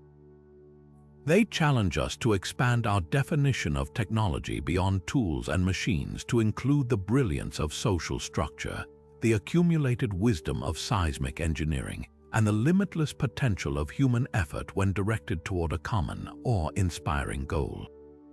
And finally, we arrive at a puzzle that stands apart from all the others, not because of its immense age, but because of its very modern mystery, a monument that speaks not from the deep past, but from the recent past directly to our future. In 1980, in a remote hayfield in Elbert County, Georgia, a curious structure appeared almost overnight. A set of 4 massive granite slabs, each 16 feet tall and weighing over 42,000 pounds, supporting a massive capstone. Etched upon these stones, in 8 of the world's most influential languages, was a set of 10 guidelines for humanity. This was the Georgia Guidestones, and from the moment of their unveiling, they became one of the most enigmatic and controversial relics of the modern age. A contemporary Stonehenge whose purpose and origins were shrouded in as much intrigue as any ancient wonder. The mystery began with their anonymous commissioning. The project was initiated by a man using the pseudonym R.C. Christian, who claimed it represented a small group of loyal Americans who believed in a coming age of reason. He paid for the monument in full with cash and vanished, his true identity never conclusively proven despite decades of speculation. The stones themselves were a marvel of modern engineering and astronomical alignment. A slot in the center pillar was designed to align with the rising sun on the solstices and equinoxes, and a small hole drilled through the capstone was to function as a celestial eyepiece framing the North Star.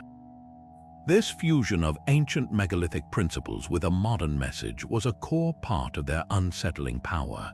It was the message itself, however, that ignited global fascination and fierce debate. The 10 guidelines, presented as a recipe for guiding humanity through an impending new dark age, were both pragmatic and profoundly unsettling. The first and most controversial directive reads, "Maintain humanity under 500,000,000 in perpetual balance with nature." This call for a drastic reduction of the global population was seen by many as a blueprint for genocide or global control. Other guidelines advocated for guiding reproduction wisely, improving fitness and diversity, which critics linked to eugenics and to unite humanity with a living new language, suggesting a move toward a globalist one-world government. For conspiracy theorists and survivalists, the Guidestones were not a benevolent guide but a sinister manifesto erected by a shadowy global elite. Yet, others interpreted the message through a more hopeful, environmental lens. They saw the stones as a dire warning and a plea for sustainability, written at a time when the threats of nuclear war and ecological collapse were becoming increasingly apparent. Guidelines calling to protect people and nations with fair laws and just courts, to avoid petty laws and useless officials, and to balance personal rights with social duties, read like a noble, if idealistic, framework for a peaceful global society. From this perspective, the monument was a call for reason, moderation, and long-term thinking, a set of principles to help a future civilization avoid the pitfalls that destroyed our own. The stones also functioned as a sophisticated astronomical clock and calendar. A slit in the center stone aligned with the sun at noon each day, casting a beam that indicated the day of the year. The capstone featured a hole that always pointed to the North Star and a slot that tracked the sun's solstitial and equinoctial movements. This transformed the monument from a mere message board into a functional tool, a means for a future society to re-establish an accurate calendar and understand the cycles of the Earth, just as the builders of Stonehenge or the Nazca lines had done millennia before. This aspect connected it directly to the long human tradition of using megaliths to mark time and sky. The physical existence of the Georgia Guidestones was as volatile as the ideas they represented. For over 40 years, they stood as a pilgrimage site for curious tourists, conspiracy theorists, and those simply pondering the future of humanity. They were vandalized multiple times, their surfaces repeatedly defaced with paint and graffiti declaring messages like "No globalist gods" and "Jesus will beat you." Then, in the summer of 2022, the mystery took a dramatic and final turn. The monument was violently destroyed in a series of events that read like a thriller. First, an unknown party detonated an explosive device at the base of one of the pillars, severely damaging it. A few months later, county authorities, citing safety concerns and the constant controversy, made the decision to demolish the entire structure completely. The stones were torn down, broken apart, and hauled away, leaving only the concrete foundation as a ghostly outline of what once was. Their destruction did not solve the mystery, it only deepened it and cemented their legendary status. Were they brought down by those who saw them as a symbol of evil, or was their removal a convenient way to erase an inconvenient and controversial monument? The complete erasure of such a prominent structure feels itself like an event from antiquity, as if a pharaoh had ordered the defacing of a predecessor's legacy. The Guidestones are now a modern artifact in the truest sense, a physical object whose short, contentious life and sudden demise have become an integral part of its story. They serve as a powerful reminder that the creation of mysteries is not confined to the ancient world. We are still capable of building puzzles for future generations, of leaving behind monuments whose true meaning is instantly contested and ultimately unknowable, proving that the human drive to encode messages in stone and the equally powerful drive to decipher or destroy them is as alive today as it was 5,000 years ago. From the intricate gears of the Antikythera Mechanism to the silent, stoic gaze of the Easter island Moai, these 30 relics are far more than just ancient artifacts. They are profound challenges etched in stone, metal, and wood, each one a defiant question mark against the timeline of human progress we thought we knew. They whisper of sophisticated astronomy practiced thousands of years before telescopes, of potential electrical knowledge millennia before Volta, and of construction techniques that still leave modern engineers in awe. These puzzles force us to humbly reconsider the capabilities of our ancestors, suggesting that the path of history is not a straight, upward line but a complex web of achievements, losses, and forgotten wisdom. They remind us that every discovery doesn't just add a new fact, it can unravel an entire chapter of our story, revealing a past that is far more mysterious and wonderful than any fiction. This enduring human fascination with mystery is itself a powerful relic of our own psyche. We are drawn to these enigmas not just for the answers they might hold, but for the questions they force us to ask about ourselves and our place in the long arc of time.